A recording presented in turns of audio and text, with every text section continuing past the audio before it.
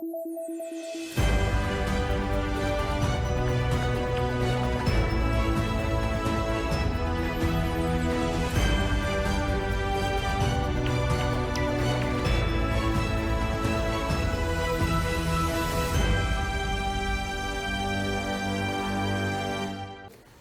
श्री अकाल। मैं हाँ जसवीर ते टीवी पंजाब के प्रोग्राम पंजाब नाउ च तुहाडा स्वागत है।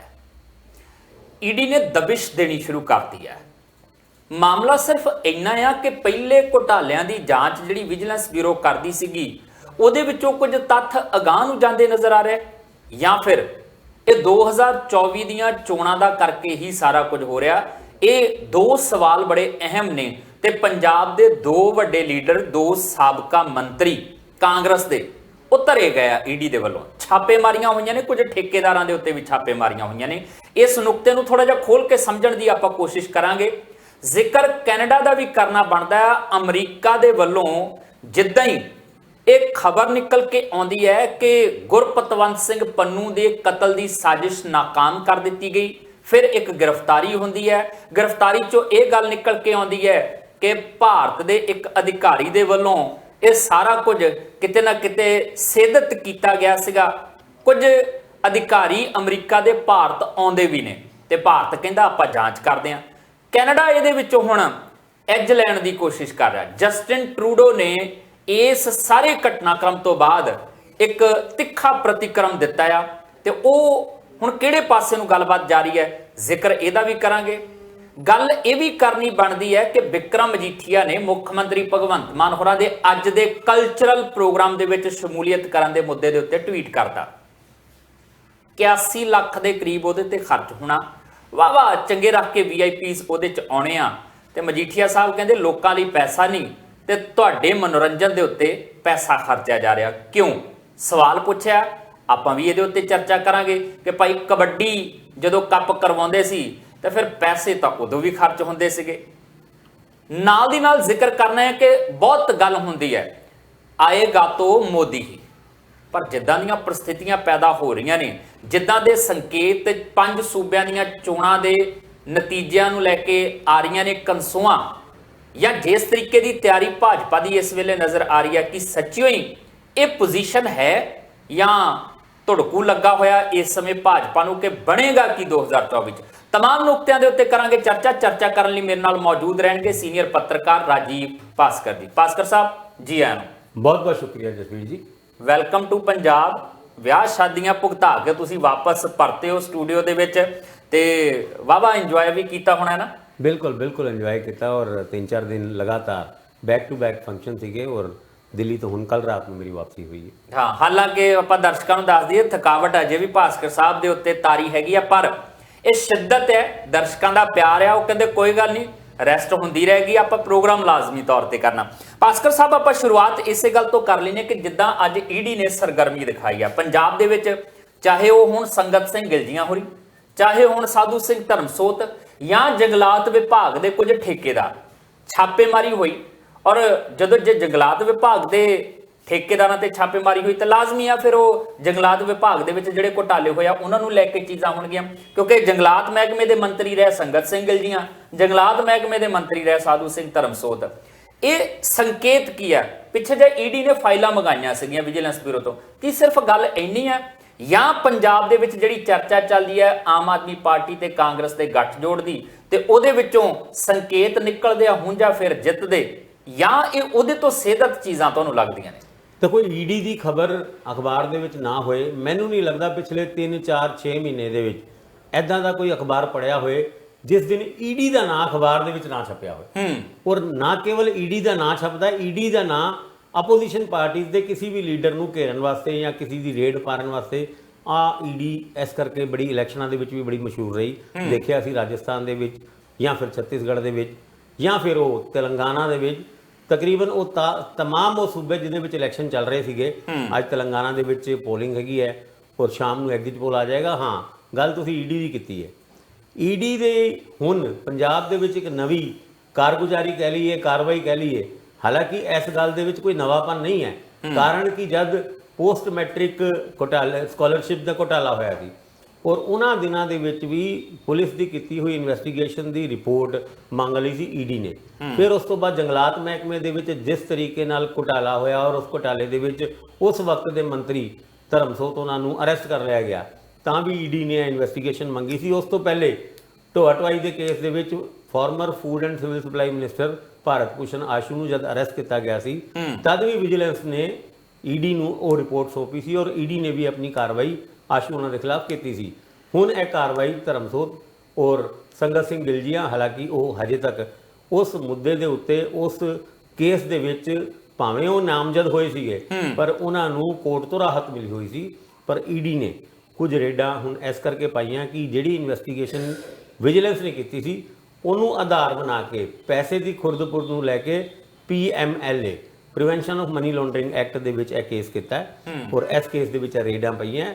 ਆਉਣ ਵਾਲੇ ਟਾਈਮ ਵਿੱਚ ਧਰਮਸੋਤ ਉਹਨਾਂ ਦੀ ਔਰ ਗਿਲਜੀਆਂ ਉਹਨਾਂ ਦੀ ਮੁਸੀਬਤ ਵੱਧ ਸਕਦੀ ਹੈ। ਹੁਣ ਗੱਲ ਉਸ ਗੱਲ ਦੀ ਕਰਦੇ ਹਾਂ ਜਿਹੜਾ ਤੁਸੀਂ ਇੱਕ ਸ਼ੱਕ ਸ਼ੁਬਾ ਦਿੱਤਾ ਹੈ, ਕਿਉਂਕਿ ਪੰਜਾਬ ਦੇ ਵਿੱਚ ਆਮ ਆਦਮੀ ਪਾਰਟੀ ਔਰ ਕਾਂਗਰਸ ਦਾ ਅਲਾਈਅੰਸ 2024 ਤੋਂ ਪਹਿਲੇ ਹੋ ਸਕਦਾ ਹੈ ਔਰ ਇਹ ਜਿਹੜੇ ਕੇਸ ਭਾਵੇਂ ਧਰਮਸੋਤ ਉਹਨਾਂ ਦੇ ਖਿਲਾਫ ਹੋਏ ਜਾਂ ਫਿਰ ਭਾਰਤ ਭੂਸ਼ਣ ਆਸ਼ੂ ਉਹਨਾਂ ਦੇ ਖਿਲਾਫ ਹੋਇਆ ਜਾਂ ਸੰਗਤ ਸਿੰਘ ਗਿਲਜੀਆਂ ਦੇ, ਇਹ ਆਮ ਆਦਮੀ ਪਾਰਟੀ ਦੀ ਸਰਕਾਰ ਦੇ ਦੌਰਾਨ ਹੋਇਆ ਹੈ। ਉਹਨਾਂ ਮੁੱਦਿਆਂ ਦੇ ਉੱਤੇ ਹੀ ਅਗਰ ਈਡੀ ਰੇਡ ਪਾਉਂਦੀ ਹੈ ਤੇ ਕਿਸੇ ਨਾ ਕਿਸੇ ਜਗ੍ਹਾ ਕਾਂਗਰਸ ਦੇ ਉਹ ਲੀਡਰ ਜਿਨ੍ਹਾਂ ਨੂੰ ਇਹਨਾਂ ਰੇਡਾਂ ਦੇ ਕਰਕੇ ਇਸ ਵਿਜੀਲੈਂਸ ਦੀ ਐਕਟੀਵਿਟੀਜ਼ ਦੇ ਕਰਕੇ ਪਰੇਸ਼ਾਨੀ ਹੋਈ, ਇਹ ਉਸ ਅਲਾਈਅੰਸ ਦੇ ਸਿਰੇ ਚੜ੍ਹਨ ਵਾਸਤੇ ਆੜੇ ਆ ਸਕਦੇ ਨੇ। ਗੱਲ ਤੇ ਇਹ ਬੜੀ ਦੂਰ ਦੀ ਹੈ, ਪਰ ਕੀ ਇਹ ਗੱਲ ਹੋਏਗੀ?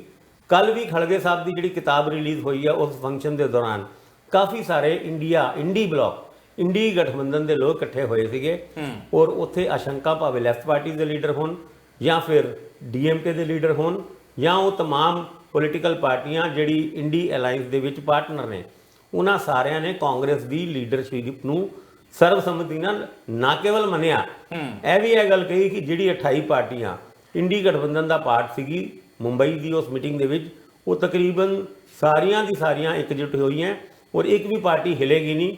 ਔਰ ਇਹੀ ਗੱਲ ਈਡੀ ਦੀ ਰੇਡ ਦੇ ਵਿੱਚ ਵੀ ਸਾਹਮਣੇ ਆ ਸਕਦੀ ਹੈ ਜਾਂ ਈਡੀ ਦੀ ਰੇਡ ਤੋਂ ਅਸੀਂ ਅੰਦਾਜ਼ਾ ਲਾ ਸਕਦੇ ਹਾਂ ਕਿ ਉਸ ਗਠਬੰਧਨ ਨੂੰ ਤੋੜਨ ਵਾਸਤੇ ਈਡੀ ਵੀ ਕਾਫੀ ਐਕਟਿਵ ਹੋਈ ਹੈ ਔਰ ਐਦਾਂ ਦੀ ਰੇਡਸ ਕਾਂਗਰਸ ਦੇ ਲੀਡਰਾਂ ਦੇ ਉੱਤੇ ਜਾਂ ਫਿਰ ਆਮ ਆਦਮੀ ਪਾਰਟੀ ਦੇ ਲੀਡਰ ਦੇ ਉੱਤੇ ਜਾਂ ਹੋਰ ਵਿਰੋਧੀ ਪਾਰਟੀਆਂ ਜਿਹੜੀ ਇੰਡੀਆ ਗਠਬੰਧਨ ਦੀ ਪਾਰਟ ਨੇ, ਉਹਨਾਂ ਦੇ ਉੱਤੇ ਰੇਡ ਪਾਉਣ ਦਾ ਮਤਲਬ ਹੀ ਹੈ ਕਿ ਕਿਸੇ ਨਾ ਕਿਸੇ ਜਗ੍ਹਾ ਇਸ ਅਲਾਈਅੰਸ ਨੂੰ ਬਣਨ ਤੋਂ ਰੋਕਿਆ ਜਾਏ। ਹੁਣ ਇੱਥੋਂ ਤੱਕ ਜਿੱਥੋਂ ਤੱਕ ਗੱਲ ਪਹੁੰਚੀ ਹੈ ਭਾਸਕਰ ਸਾਹਿਬ, ਉਹ ਇਸ ਗੱਲ ਦਾ ਸੰਕੇਤ ਤਾਂ ਲਗਭਗ ਦੇ ਹੀ ਰਿਹਾ ਕਿ ਪੰਜਾਬ ਦੇ ਵਿੱਚ ਜੇ ਕਾਂਗਰਸ ਨੂੰ ਸੁੱਖ ਦਾ ਸਾਹ ਆਮ ਆਦਮੀ ਪਾਰਟੀ ਵਾਲੇ ਪਾਸਿਓਂ ਆਇਆ, ਕਿਉਂਕਿ ਪਿਛਲੇ ਕੁਝ ਸਮੇਂ ਤੋਂ ਰੁਕੀਆਂ ਹੋਈਆਂ ਨੇ ਕਾਰਵਾਈਆਂ, ਨਹੀਂ ਤਾਂ ਦੂਜੇ ਤੀਜੇ ਦਿਨ ਆਹ ਕਾਂਗਰਸੀ ਦੇ ਉੱਤੇ ਜਾਂਚ ਸ਼ੁਰੂ ਹੋ ਗਈ, ਉਹ ਕਾਂਗਰਸੀ ਚੁੱਕ ਲਿਆ, ਇਹਨੂੰ ਨੋਟਿਸ ਚੱਲ ਗਿਆ, ਇਹਨੂੰ ਫੜ ਲਿਆ, ਹੁਣ ਉਹਨੂੰ, ਆਹ ਸਾਰਾ ਹੀ ਸਿਲਸਿਲਾ ਚੱਲਦਾ ਸੀ ਤੇ ਇਦਾਂ ਲੱਗਦਾ ਸੀਗਾ ਕਿ ਆਮ ਆਦਮੀ ਪਾਰਟੀ ਦੇ ਟਾਰਗੇਟ ਦੇ ਉੱਤੇ ਹੀ ਕਾਂਗਰਸ ਹੈਗੀ ਆ। ਪਰ ਕੁਝ ਸਮੇਂ ਤੋਂ ਇਹ ਕਾਰਵਾਈਆਂ ਰੁਕੀਆਂ ਸੀ, ਕਾਂਗਰਸੀ ਵੀ ਕਹਿੰਦੇ ਹੁਣੇ ਆ ਇੱਕ ਪਾਸੇ ਜੇ ਸੁੱਖ ਦਾ ਸਾਹ ਆ, ਹੁਣ ਦੂਜੇ ਪਾਸੇ ਸ਼ੁਰੂ ਹੋ ਗਿਆ ਕੰਮ। ਦੇਖੋ ਜਿਸ ਤਰੀਕੇ ਨਾਲ ਵਿਜੀਲੈਂਸ ਬਿਊਰੋ ਨੇ ਪੰਜਾਬ ਦੇ ਵਿੱਚ ਪੂਰਵ ਕਾਂਗਰਸੀ ਲੀਡਰਾਂ ਨੂੰ ਨਿਸ਼ਾਨੇ ਤੇ ਬਣਾਇਆ, ਉਹ ਤਕਰੀਬਨ ਹਰ ਪੋਲੀਟੀਕਲ ਲੀਡਰ ਜਿਹਦੇ ਉੱਤੇ ਵਿਜੀਲੈਂਸ ਨੇ ਕਾਰਵਾਈ ਕੀਤੀ, ਇੱਕ ਇਲਜ਼ਾਮ ਲਾਇਆ ਆਮ ਆਦਮੀ ਪਾਰਟੀ ਦੀ ਸਰਕਾਰ ਦੇ ਉੱਤੇ ਕਿ ਇਹ ਬਦਲਾਖੋਰੀ ਦੀ ਕਾਰਵਾਈ ਹੈ, ਯਾਨੀ ਪੋਲੀਟੀਕਲ ਵਿੰਦਤਾ ਦੀ ਪਾਲਿਸੀ ਦੇ ਅੰਤਰਗਤ ਸਰਕਾਰ ਨੇ ਸਾਡੇ ਖਿਲਾਫ ਐਕਸ਼ਨ ਲਿਆ ਔਰ ਹੁਣ ਉਹਨਾਂ ਹੀ ਮੰਤਰੀਆਂ ਦੇ ਖਿਲਾਫ, ਉਹਨਾਂ ਹੀ ਕਾਂਗਰਸੀਆਂ ਦੇ ਖਿਲਾਫ ਜਦ ਈਡੀ ਐਕਸ਼ਨ ਲੈਂਦੀ ਹੈ ਤੇ ਸੇਮ ਉਸ ਰਾਗ ਨੂੰ ਉਹ ਕਿੱਦਾਂ ਲਾਪ ਸਕਦੇ ਨੇ?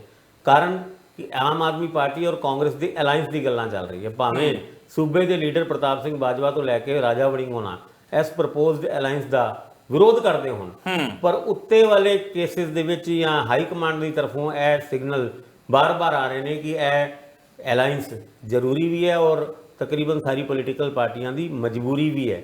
ਹੁਣ ਇੱਦਾਂ ਦੇ ਹਾਲਾਤ ਦੇ ਵਿੱਚ ਬਦਲਾਖੋਰੀ ਦੀ ਨੀਤੀ ਜਾਂ ਤੇ ਉਹ ਕੇਂਦਰ ਸਰਕਾਰ ਜਾਂ BJP ਦੇ ਉੱਤੇ ਲਾ ਸਕਦੇ ਨੇ ਜਾਂ ਫਿਰ ਆਮ ਆਦਮੀ ਪਾਰਟੀ ਦੀ ਸਰਕਾਰ ਦੇ ਵਿੱਚ, ਯਾਨੀ ਕਿਸੇ ਨਾ ਕਿਸੇ ਜਗ੍ਹਾ ਉਹ ਨੈਰੇਟਿਵ ਜਿਹੜਾ ਕਾਂਗਰਸ ਦੀ ਪੰਜਾਬ ਦੀ ਲੀਡਰਸ਼ਿਪ, ਦਿੱਲੀ ਦੀ ਲੀਡਰਸ਼ਿਪ ਜਾਂ ਫਿਰ ਵੈਸਟ ਬੰਗਾਲ ਦੀ ਲੀਡਰਸ਼ਿਪ ਤੈਅ ਕਰਨਾ ਚਾਹੁੰਦੀ ਹੈ, ਉਹ ਸਟੇਟ ਗਵਰਨਮੈਂਟ ਇਹਨਾਂ ਸੂਬਿਆਂ ਦੀ ਤੇ ਦੂਜੇ ਪਾਸੇ ਕੇਂਦਰ ਸਰਕਾਰ ਜੇ ਸਾਰਿਆਂ ਦੇ ਉੱਤੇ ਸੇਮ ਐਲੀਗੇਸ਼ਨ ਲਾਣਾ ਸ਼ੁਰੂ ਕਰ ਦੋਗੇ ਤੇ ਉਹ ਐਲੀਗੇਸ਼ਨ ਕਿਸੇ ਨਾ ਕਿਸੇ ਜਗ੍ਹਾ ਡਾਇਲਿਊਟ ਹੋ ਜਾਂਦਾ ਹੈ।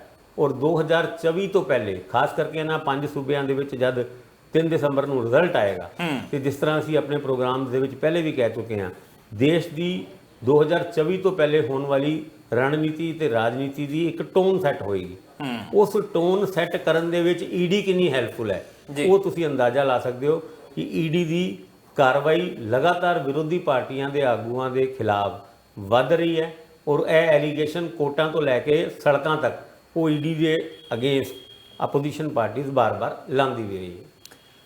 ਮਤਲਬ ਇਹ ਵੀ ਸਮਝਣਾ ਪਏਗਾ ਸਾਨੂੰ ਕਿ ਜਿੱਦਾਂ ਜਿੱਦਾਂ ਹੁਣ 24 ਨੇੜੇ ਆਏਗੀ ਜਾਂ ਚੋਣਾਂ ਨੇੜੇ ਆਉਣਗੀਆਂ ਲੋਕ ਸਭਾ ਦੀਆਂ, ਉਦਾਂ ਤੁਹਾਨੂੰ ਇਹ ਸਰਗਰਮੀਆਂ ਤੇਜ਼ ਵੀ ਨਜ਼ਰ ਆਉਣਗੀਆਂ। ਹੋ ਸਕਦਾ ਕਿ ਬਹੁਤ ਸਾਰੇ ਲੀਡਰ ਚੁੱਕੇ ਵੀ ਜਾਣ। ਹੁਣ ਕਹਿਣ ਵਾਲੇ ਇਹ ਵੀ ਕਹਿੰਦੇ ਨੇ ਕਿ 5 ਸੂਬਿਆਂ ਦੀਆਂ ਚੋਣਾਂ ਦੇ ਨਤੀਜੇ ਜੇ ਮੁਆਫਕ ਨਾ ਬੈਠੇ ਭਾਜਪਾ ਨੂੰ ਤਾਂ ਤੁਹਾਨੂੰ ਬੜਾ ਕੁਝ ਇਹਦੇ ਤੋਂ ਵੀ ਤਿੱਖਾ ਦੇਖਣ ਨੂੰ ਮਿਲ ਸਕਦਾ ਹੈ।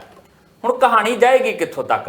ਧਰਮਸੋਤ ਤੇ ਸੰਗਤ ਸਿੰਘ ਗਿੱਲ ਜੀਆਂ, ਕਿਉਂਕਿ ਮੈਨੂੰ ਲੱਗਦਾ ਕਿ ਪੰਜਾਬ ਦੇ ਵਿੱਚ ਸਭ ਤੋਂ ਜ਼ਿਆਦਾ ਦਿੱਕਤ ਧਰਮਸੋਤ ਲਈ ਰਹੀ ਹੈ, ਕਿਉਂਕਿ ਪਹਿਲੀ ਵਾਰੀ ਫੜੇ ਗਏ 3 ਵਜੇ ਤੜਕੇ ਤਾਂ ਜ਼ਮਾਨਤ ਮਿਲੀ, ਮਸਾਂ ਬਾਹਰ ਨਿਕਲੇ।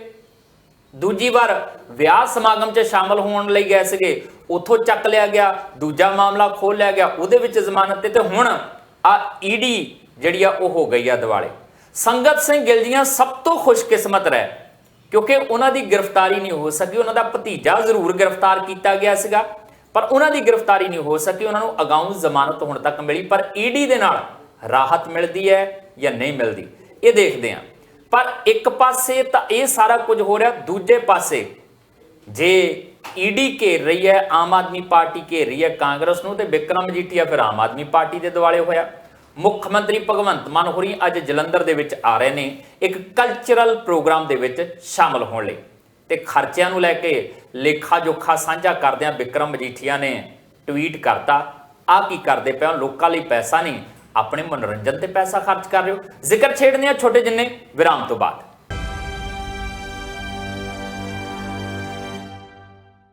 ਬ੍ਰੇਕ ਤੋਂ ਬਾਅਦ ਤੁਹਾਡਾ ਸਵਾਗਤ ਹੈ। ਅੱਜ ਜਲੰਧਰ ਦੇ ਵਿੱਚ ਸ਼ਾਮ ਨੂੰ ਪੀਏਪੀ ਦੇ ਵਿੱਚ ਇੱਕ ਕਲਚਰਲ ਇਵੈਂਟ ਆ ਔਰ ਉਸ ਕਲਚਰਲ ਇਵੈਂਟ ਦੇ ਵਿੱਚ ਵੱਡੀ ਤਾਦਾਦ 'ਚ VIPs ਜਿਹੜੇ ਆ ਉਹ ਇਕੱਠੇ ਹੋ ਰਹੇ ਆ ਤੇ ਇਹਦੇ ਵਿੱਚ ਮੁੱਖ ਮਹਿਮਾਨ ਦੇ ਤੌਰ ਤੇ ਮੁੱਖ ਮੰਤਰੀ ਭਗਵੰਤ ਮਾਨ ਹੋਰੀ ਵੀ ਆ ਰਹੇ ਨੇ।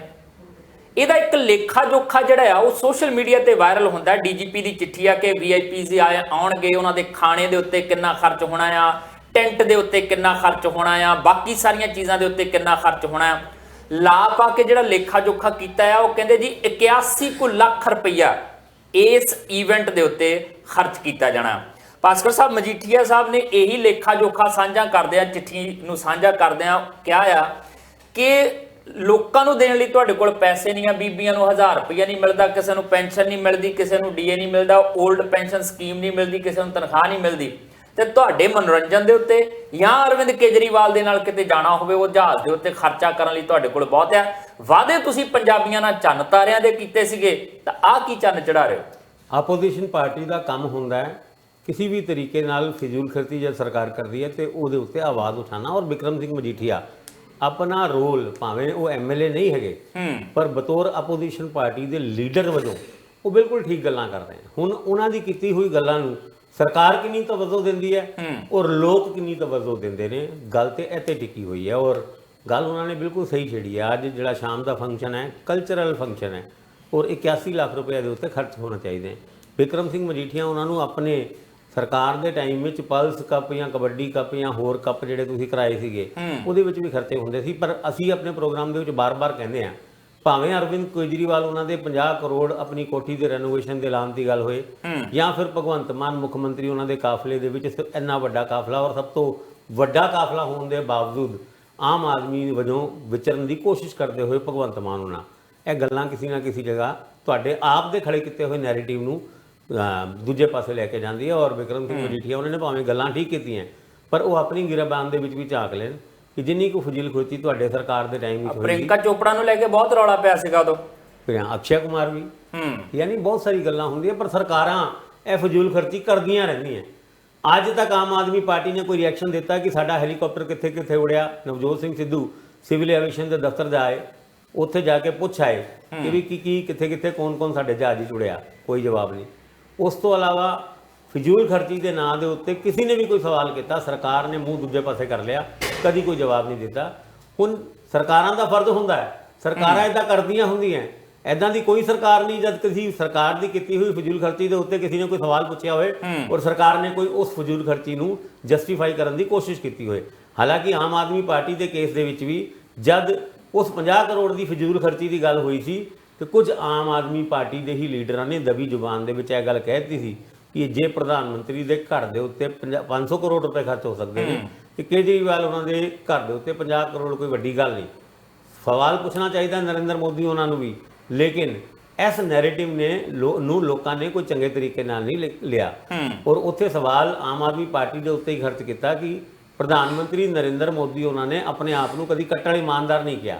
ਹਾਲਾਂਕਿ ਉਹ ਇਹ ਤੇ ਕਹਿੰਦੇ ਨੇ ਕਿ ਮੇਰੀ ਸਰਕਾਰ ਦੀ ਜਾਂ ਮੇਰੇ ਸਰਕਾਰ ਦੇ ਕਿਸੇ ਮੰਤਰੀ ਦੀ ਕਿਸੇ ਵੀ ਤਰੀਕੇ ਨਾਲ ਹਜੇ ਤੱਕ ਕੋਈ ਕੰਪਲੇਂਟ ਜਾਂ ਪੂਰੀ ਛਵੀ ਉਹਨਾਂ ਦੀ ਸ਼ਾਨਦਾਰ ਹੈ। ਨਹੀਂ, ਉਹ ਵੀ ਕਹਿੰਦੇ ਸੀ ਨਾ ਖਾਊਂਗਾ ਨਾ ਖਾਣੇ ਦੂੰਗਾ, ਪਰ ਚਲੋ ਉਹ ਖਾਂਦੇ ਆ ਨਹੀਂ ਖਾਣ ਦਿੰਦੇ, ਇਸ ਗੱਲ ਨੂੰ ਲੋਕੀ ਬਹੁਤੀ ਤਵੱਜੋ ਕਿਉਂ ਨਹੀਂ ਦੇ ਰਹੇ। ਲੇਕਿਨ ਕੇਜਰੀਵਾਲ ਉਹਨਾਂ ਅਗਲੇ ਆਪਣੇ ਘਰ ਦੇ ਉੱਤੇ 50 ਕਰੋੜ ਰੁਪਏ ਖਰਚਦੇ ਨੇ ਤੇ ਇਸ ਸਵਾਲ ਦੇ ਉੱਤੇ ਕੇਜਰੀਵਾਲ ਸਾਹਿਬ ਤੋਂ ਸਵਾਲ ਪੁੱਛਿਆ ਵੀ ਜਾ ਸਕਦਾ ਔਰ ਐਦਾਂ ਹੀ ਜਿਹੜੀ ਫਜ਼ੂਲ ਖਰਚੀ ਪੰਜਾਬ ਸਰਕਾਰ ਕਰ ਰਹੀ ਹੈ ਉਹਦੇ ਉੱਤੇ ਸਵਾਲ ਤਾਂ ਉੱਠਣਗੇ, ਲੋਕੀ ਸਵਾਲ ਤਾਂ ਉਠਾਉਣਗੇ, ਆਪੋਜੀਸ਼ਨ ਲੀਡਰ ਸਵਾਲ ਕਰਨਗੇ, ਸਰਕਾਰਾਂ ਜਵਾਬ ਨਹੀਂ ਦਿੰਦੀਆਂ ਔਰ ਇਹ ਕਹਿ ਕੇ ਕਿ ਹੈਲੀਕਾਪਟਰ ਸਾਡੇ ਕਿੱਥੇ ਕਿੱਥੇ ਉੜ ਕੇ ਗਏ, ਕਿੰਨੀ ਲੈ ਕੇ ਗਏ, ਇਹ ਇੱਕ ਸਿਕਿਉਰਿਟੀ ਕੰਸਰਨ ਹੈ। ਇਸ ਕਰਕੇ ਆਰਟੀਆਈ ਦੇ ਵਿੱਚ ਇਹਨਾਂ ਗੱਲਾਂ ਦਾ ਜਵਾਬ ਨਹੀਂ ਦਿੱਤਾ ਜਾ ਸਕਦਾ। ਜਾਨੀ ਕਿ ਪਹਿਲਾਂ ਦੀ ਕੋਈ ਸਿਕਿਉਰਿਟੀ ਵਾਲਾ ਕੰਸਰਨ ਸੀ ਨਹੀਂ ਸੀਗਾ ਜਿਨ੍ਹਾਂ ਦੀਆਂ ਆਰਟੀਆਈ ਦੇ ਰਾਹੀਂ ਜਾਣਕਾਰੀਆਂ ਨਿਕਲ ਕੇ ਆਉਂਦੀਆਂ ਸੀ। ਪਰ ਭਾਸਕਰ ਸਾਹਿਬ ਸਵਾਲ ਤਾਂ ਇਹ ਵੀ ਹੈ ਕਿ ਹੋ ਸਕਦਾ ਮਜੀਠੀਆ ਸਾਹਿਬ ਦਾ ਕਿਤੇ ਇਹ ਵੀ ਥੋੜਾ ਬਹੁਤਾ ਦਰਦ ਹੋਵੇ ਕਿ ਕਿੱਥੇ ਤਾਂ 2-2 4-4 5-5 ਵਾਰੀ ਬਣੇ ਐਮਐਲਏ ਦੀਆਂ ਮਿਕਸ ਹੋ ਕੇ 2-2 4-4 5-5 ਪੈਨਸ਼ਨਾਂ ਆਉਂਦੀਆਂ ਸੀਗੀਆਂ। ਆਮ ਆਦਮੀ ਪਾਰਟੀ ਨੇ ਆਉਂਦਿਆਂ ਦੀ ਉਹ ਸਾਰੇ ਪੈਨਸ਼ਨਾਂ ਦੀ ਕਟੌਤੀ ਕਰਦੀ, ਕਹਿੰਦੇ ਆਪਾਂ ਪੈਸੇ ਬਚਾਉਣੇ ਆ, ਮਿਲਣੀ ਇੱਕ ਆ ਤੁਹਾਨੂੰ, ਤੇ ਉਹ ਵੀ ਤਾਂ ਕਿਤੇ ਨਾ ਕਿਤੇ ਹੋਊਗਾ ਨਾ ਮਨ 'ਚ ਕਿ ਪੈਨਸ਼ਨਾਂ ਕੱਟ ਦਿੱਤੀਆਂ ਪੈਸੇ ਬਚਾਉਣ ਦਾ ਕਰਕੇ ਆਪ ਫਜ਼ੂਲ ਖਰਚੀ ਕਰੀ ਜਾਂਦੇ ਆ। ਬਿਲਕੁਲ ਇਹ ਗੱਲਾਂ ਤਾਂ ਹੀ ਉੱਠਦੀਆਂ ਹੁੰਦੀਆਂ ਕਿ ਜਦ ਇੱਕ ਪਾਸੇ 2-4-5 ਕਰੋੜ ਰੁਪਏ ਬਚਾਉਣ ਵਾਸਤੇ ਐਮਐਲਏ ਦੇ ਫੰਡ ਉਹਨਾਂ ਦੇ ਭੱਤਿਆਂ ਦੇ ਉੱਤੇ ਕੱਟ ਲਾਏ ਜਾਂਦੇ ਆ ਔਰ ਦੂਜੇ ਪਾਸੇ ਇੱਕ ਸ਼ਾਮ ਰੰਗੀਨ ਬਣਾਉਣ ਵਾਸਤੇ 81 ਲੱਖ ਰੁਪਏ ਉਡਾਏ ਜਾਂਦੇ ਨੇ। ਸਵਾਲ ਮੈਂ ਤੁਹਾਨੂੰ ਪਹਿਲੇ ਵੀ ਕਹਿ ਚੁੱਕਿਆ ਖੜੀ ਕਰਦੀਆਂ ਆਪੋਜੀਸ਼ਨ ਪਾਰਟੀਆਂ ਔਰ ਉਹਨਾਂ ਸਵਾਲਾਂ ਨੂੰ ਖੜਾ ਕਰਨ ਦੇ ਪਿੱਛੇ ਦੋ ਮਕਸਦ ਹੁੰਦੇ ਨੇ। ਇੱਕ ਸਰਕਾਰ ਨੂੰ ਜਵਾਬਦੇਹ ਬਣਾਉਣਾ, ਦੂਜਾ ਲੋਕਾਂ ਦੇ ਅੰਦਰ ਲੋਕਾਂ ਦੇ ਮਨਾਂ ਦੇ ਵਿੱਚ ਸਰਕਾਰ ਦੀ ਇੱਕ ਪਰਸੈਪਸ਼ਨ ਪੈਦਾ ਕਰਨਾ ਕਿ ਇਹ ਸਰਕਾਰ ਫਜ਼ੂਲ ਖਰਚੀ ਦੇ ਵਿੱਚ ਕਿਸੇ ਹੋਰ ਸਰਕਾਰ ਤੋਂ ਪਿੱਛੇ ਨਹੀਂ ਹੈ। ਹੁਣ ਉਹ ਪਰਸੈਪਸ਼ਨ ਇਸ ਤਰੀਕੇ ਦੀ ਬਣਦੀ ਹੈ ਕਿ ਨਹੀਂ ਬਣਦੀ। ਔਰ ਦੂਜੇ ਪਾਸੇ ਸਰਕਾਰਾਂ ਦੀ ਗੱਲ ਕਰੀਏ, ਅਸੀਂ ਪਹਿਲੇ ਵੀ ਕਹਿ ਚੁੱਕੇ ਹਾਂ ਸਰਕਾਰਾਂ ਇਸ ਤਰ੍ਹਾਂ ਦੇ ਜਵਾਬ ਜਾਂ ਸਵਾਲ ਸੁਣਦੀਆਂ ਹੀ ਨਹੀਂ, ਮੂੰਹ ਦੂਜੇ ਪਾਸੇ ਕਰ ਲੈਂਦੀਆਂ, ਪਰ ਜੋ ਗਲਤ ਹੈ ਉਹ ਗਲਤ ਹੈ ਔਰ ਉਸ ਗਲਤ ਨੂੰ ਗਲਤ ਕਹਿਣ ਵਾਸਤੇ ਅਸੀਂ ਬੈਠੇ ਹਾਂ ਨਾ। ਅਸੀਂ ਉਹ ਆਪਣੇ ਪ੍ਰੋਗਰਾਮਸ ਦੇ ਵਿੱਚ ਕਿਸੇ ਵੀ ਇਸ ਚੀਜ਼ ਨੂੰ ਜਸਟੀਫਾਈ ਨਹੀਂ ਕਰਦੇ। ਜਿਹੜਾ ਤੁਸੀਂ ਵੀ ਜਸਵੀਰ ਜੀ ਕਹਿ ਰਹੇ ਸੀ ਨਾ ਕਿ ਅਗਰ ਆਮ ਆਦਮੀ ਪਾਰਟੀ ਸਰਕਾਰ ਕਰੇ ਤੇ ਉਹ ਗਲਤ ਫਜ਼ੂਲ ਖਰਚੀ ਹੁੰਦੀ ਹੈ। ਫਜ਼ੂਲ ਖਰਚੀ ਦੇ ਨਾਂ ਦੇ ਉੱਤੇ ਕਿਸੇ ਵੀ ਸਰਕਾਰ ਨੂੰ ਜਸਟੀਫਾਈ ਨਹੀਂ ਕੀਤਾ ਜਾਂਦਾ। ਕੋਈ ਸ਼ੱਕ ਨਹੀਂ ਹੈ, ਬਹੁਤ ਸਾਰੀਆਂ ਚੀਜ਼ਾਂ ਨੇ, ਖਾਸ ਤੌਰ ਤੇ ਉਸ ਸਮੇਂ ਜਦੋਂ ਤੁਸੀਂ ਕਰਜ਼ੇ ਦੇ ਬੋਝ ਹੇਠ ਆਉਂਗੇ, ਖਾਸ ਤੌਰ ਤੇ ਉਸ ਸਮੇਂ ਜਦੋਂ ਤੁਹਾਡੀ ਜਿਹੜੀ ਆ ਸਟੇਟ ਆ ਉਹ ਡੈਟ ਟ੍ਰੈਪ ਦੇ ਵਿੱਚ ਜਿਹੜੀ ਆ ਉਹ ਪਈ ਹੋਵੇ, ਉਦੋਂ ਜਦੋਂ ਤੁਸੀਂ ਪੈਸੇ ਖਰਚ ਕਰਦੇ ਹੋ ਤਾਂ ਸਵਾਲ ਉੱਠਣਗੇ। ਬਚ-ਬਚਾ ਕੀਤਾ ਜਾਣਾ ਚਾਹੀਦਾ, ਕਿਉਂ ਨਹੀਂ ਕੀਤਾ ਜਾਣਾ ਚਾਹੀਦਾ? ਪਿਛਲੀਆਂ ਸਰਕਾਰਾਂ ਨੇ ਬਚ-ਬਚਾ ਨਹੀਂ ਕੀਤਾ, ਕਰਜ਼ੇ ਲੈ, ਤੇ ਜੇ ਉਸੇ ਰਾਹ ਦੇ ਉੱਤੇ ਇਹ ਬਦਲਾਅ ਦੀ ਸਰਕਾਰ ਵੀ ਰਹੇਗੀ ਤਾਂ ਫਿਰ ਫਰਕ ਕੀ ਆ ਪਹਿਲੀਆਂ ਸਰਕਾਰਾਂ ਦੇ ਵਿੱਚ ਤੇ ਹੁਣ ਦੀਆਂ ਸਰਕਾਰਾਂ ਦੇ ਵਿੱਚ? ਮਾਮਲਾ ਤਾਂ ਕੱਲਾ ਇੱਥੇ ਤੱਕ ਜਾ ਕੇ ਟਿਕ ਜਾਂਦਾ। ਇੱਕ ਪਾਸੇ ਤੁਸੀਂ ਕਹਿੰਦੇ ਅਸੀਂ ਪੈਸੇ ਬਚਾ ਰਹੇ ਹਾਂ, ਅਸੀਂ ਤਾਂ ਨਿੱਕੀ ਨਿੱਕੀ ਚੀਜ਼ ਤੋਂ ਕਟੌਤੀਆਂ ਕਰ ਰਹੇ ਹਾਂ, ਤੁਸੀਂ ਕਮਿਸ਼ਨਾਂ ਦੇ ਮੈਂਬਰ ਘਟਾ ਰਹੇ ਆ ਜੀ ਪੈਸੇ ਬਚਾਉਣੇ ਆ, ਤੁਸੀਂ ਪੈਨਸ਼ਨਾਂ ਕਟੌਤੀਆਂ ਕਰਤੀਆਂ, ਬਹੁਤ ਚੰਗਾ ਕੰਮ ਕੀਤਾ। ਇਹ ਮੈਨੂੰ ਲੱਗਦਾ ਕਿ ਨੈਸ਼ਨਲ ਲੈਵਲ ਤੇ ਵੀ ਚੀਜ਼ਾਂ ਹੋਣੀਆਂ ਚਾਹੀਦੀਆਂ। ਕਿਉਂ ਇੰਨੀਆਂ ਪੈਨਸ਼ਨਾਂ ਜਿਹੜੀਆਂ ਇਹਨਾਂ ਨੂੰ ਦਿੱਤੀਆਂ ਜਾਣ? ਬਥੇਰੇ ਸੁਵਿਧਾਵਾਂ ਮਿਲਦੀਆਂ ਨੇ ਇਹਨਾਂ ਦੇ, ਸੱਤਾ ਤੋਂ ਬਾਹਰ ਹੋਣ ਤੋਂ ਬਾਅਦ ਵੀ ਨਾ ਜਿੱਤਣ ਤਾਂ ਵੀ ਸੁਵਿਧਾਵਾਂ ਮਿਲਦੀਆਂ ਰਹਿੰਦੀਆਂ ਨੇ, ਤੇ ਫਿਰ ਵੀ ਇਹ ਪੈਨਸ਼ਨਾਂ ਹੀ ਨਹੀਂ ਆ ਬਾਕੀਆਂ ਦੀਆਂ ਪੈਨਸ਼ਨਾਂ ਤੁਸੀਂ ਨਿਊ ਪੈਨਸ਼ਨ ਸਕੀਮ ਦੇ ਤਹਿਤ ਉਹਦਾ ਜ਼ੀਰੋ ਕਰੀ ਜਾਂਦੇ ਹੋ, ਤੇ ਇਹਨਾਂ ਨੂੰ ਕਿਉਂ ਮਿਲਣ? ਇਹ ਲਾਜ਼ਮੀ ਆ, ਪਰ ਸਵਾਲ ਫਿਰ ਉਹੀ ਰਹਿਣਗੇ। ਤੁਸੀਂ ਕੀ ਕਹਿ ਕੇ ਆਏ ਸੀ ਸੱਤਾ 'ਚ? ਸਾਨੂੰ ਵੀਆਈਪੀ ਕਲਚਰ ਨਹੀਂ ਚਾਹੀਦਾ। ਕੀ ਅੱਜ ਤੁਹਾਡੇ ਨਾਲ ਵੀਆਈਪੀ ਕਲਚਰ ਨਹੀਂ ਜੁੜਿਆ ਹੋਇਆ? ਤੁਸੀਂ ਕਹਿੰਦੇ ਅਸੀਂ ਪੰਜਾਬ ਦਾ ਪੈਸਾ ਬਚਾਵਾਂਗੇ, ਲੋਕਾਂ ਤੇ ਖਰਚ ਕਰਾਂਗੇ। ਕੀ ਇਦਾਂ ਦੇ ਜਦੋਂ ਫੰਕਸ਼ਨਾਂ ਦੇ ਪੈਸਾ ਖਰਚ ਕੀਤਾ ਜਾਂਦਾ ਜਾਂ ਪੰਜਾਬ ਦਾ ਜਹਾਜ਼ ਚੋਣ ਪ੍ਰਚਾਰ ਕਰਨ ਲਈ ਪੰਜਾਬ ਦੇ ਖਰਚੇ ਦੇ ਉੱਤੇ ਹੋਰਨਾਂ ਸੂਬਿਆਂ 'ਚ ਜਾਂਦਾ, ਕਿ ਉਦੋਂ ਫਜ਼ੂਲ ਖਰਚੀ ਨਹੀਂ ਹੁੰਦੀ? ਵਿਗਿਆਪਨਾਂ ਦੇ ਉੱਤੇ ਜਦੋਂ ਤੁਸੀਂ ਪੈਸਾ ਖਰਚ ਕਰਦੇ ਕਿ ਉਦੋਂ ਫਜ਼ੂਲ ਖਰਚੀ ਨਹੀਂ ਹੁੰਦੀ? ਪਹਿਲਾਂ ਜਿਹੜੀਆਂ ਗੱਲਾਂ ਮੁੱਖ ਮੰਤਰੀ ਭਗਵੰਤ ਮਾਨ ਕਹਿੰਦੇ ਸੀ ਜੀ, ਭਾਂਡਿਆਂ ਤੇ ਫੋਟੋ ਲੱਗ ਗਈ, ਸਾਈਕਲਾਂ ਤੇ ਫੋਟੋ ਲੱਗ ਗਈ, ਅੱਜ ਉਸੇ ਮੁੱਖ ਮੰਤਰੀ ਭਗਵੰਤ ਮਾਨ ਦੀਆਂ ਫੋਟੋਆਂ, ਜੇ ਤੀਰਥ ਯਾਤਰੀਆਂ ਨੂੰ ਕੰਬਲ ਵੀ ਦਿੱਤਾ ਜਾਂਦਾ ਤੇ ਉਹਦੇ ਬੈਗ ਦੇ ਉੱਤੇ ਵੀ ਮੁੱਖ ਮੰਤਰੀ ਭਗਵੰਤ ਮਾਨ ਦੀ ਫੋਟੋ ਲੱਗੀ ਹੈ, ਤਾਂ ਫਿਰ ਉਸੇ ਰਾਹ ਤਾਂ ਫਿਰ ਤੁਸੀਂ ਵੀ ਤੁਰ ਪਏ, ਸਵਾਲ ਫਿਰ ਤੁਹਾਡੇ ਤੇ ਵੀ ਉੱਠਣਗੇ। ਖੈਰ, ਆਪਾਂ ਹੁਣ ਜ਼ਿਕਰ ਛੇੜਨਾ ਆ ਜਸਟਿਨ ਟਰੂਡੋ ਹੋਰਾਂ ਦਾ, ਕਿਉਂਕਿ ਅਮਰੀਕਾ ਨੇ ਜਿਹੜੇ ਖੁਲਾਸੇ ਕੀਤੇ, ਉਧਰਲੇ ਪਾਸੋਂ ਜਿਹੜੀਆਂ ਚੀਜ਼ਾਂ ਨਿਕਲ ਕੇ ਆ ਰਹੀਆਂ ਨੇ, ਉਹਨੇ ਕੈਨੇਡਾ ਨੂੰ ਵੀ ਇੱਕ ਠੁੰਮਣਾ ਦਿੱਤਾ, ਜਿਹਦਾ ਕਰਕੇ ਉਹਨੇ ਹੁਣ ਭਾਰਤ ਨੂੰ ਕਹਿਣਾ ਸ਼ੁਰੂ ਕਰ ਦਿੱਤਾ ਕਿ ਅਸੀਂ ਤਾਂ ਤੁਹਾਨੂੰ ਪਹਿਲਾਂ ਹੀ ਕਹਿੰਦੇ ਸੀਗੇ, ਹੁਣ ਤਾਂ ਕਰੋਗੇ ਨਾ। ਜ਼ਿਕਰ ਛੇੜਦੇ ਹਾਂ ਛੋਟੇ ਜਿੰਨੇ ਵਿਰਾਮ ਤੋਂ ਬਾਅਦ।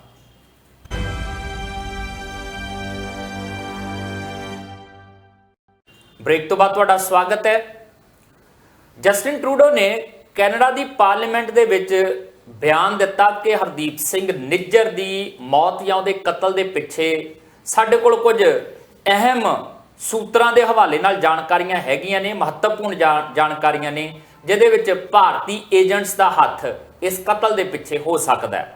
ਮਾਮਲਾ ਗਰਮਾਇਆ, ਦੋਨੋਂ ਦੇਸ਼ਾਂ ਨੇ, ਭਾਰਤ ਨੇ ਤੇ ਕੈਨੇਡਾ ਨੇ, ਇੱਕ ਦੂਜੇ ਦੇ ਡਿਪਲੋਮੈਟਸ ਕੱਢੇ, ਭਾਰਤ ਨੇ ਰੋਕਾਂ ਲਾਈਆਂ ਵੀਜ਼ਿਆਂ ਦੇ ਉੱਤੇ, ਸਖਤੀ ਹੋਈ, ਬੜਾ ਕੁਝ ਹੋਇਆ।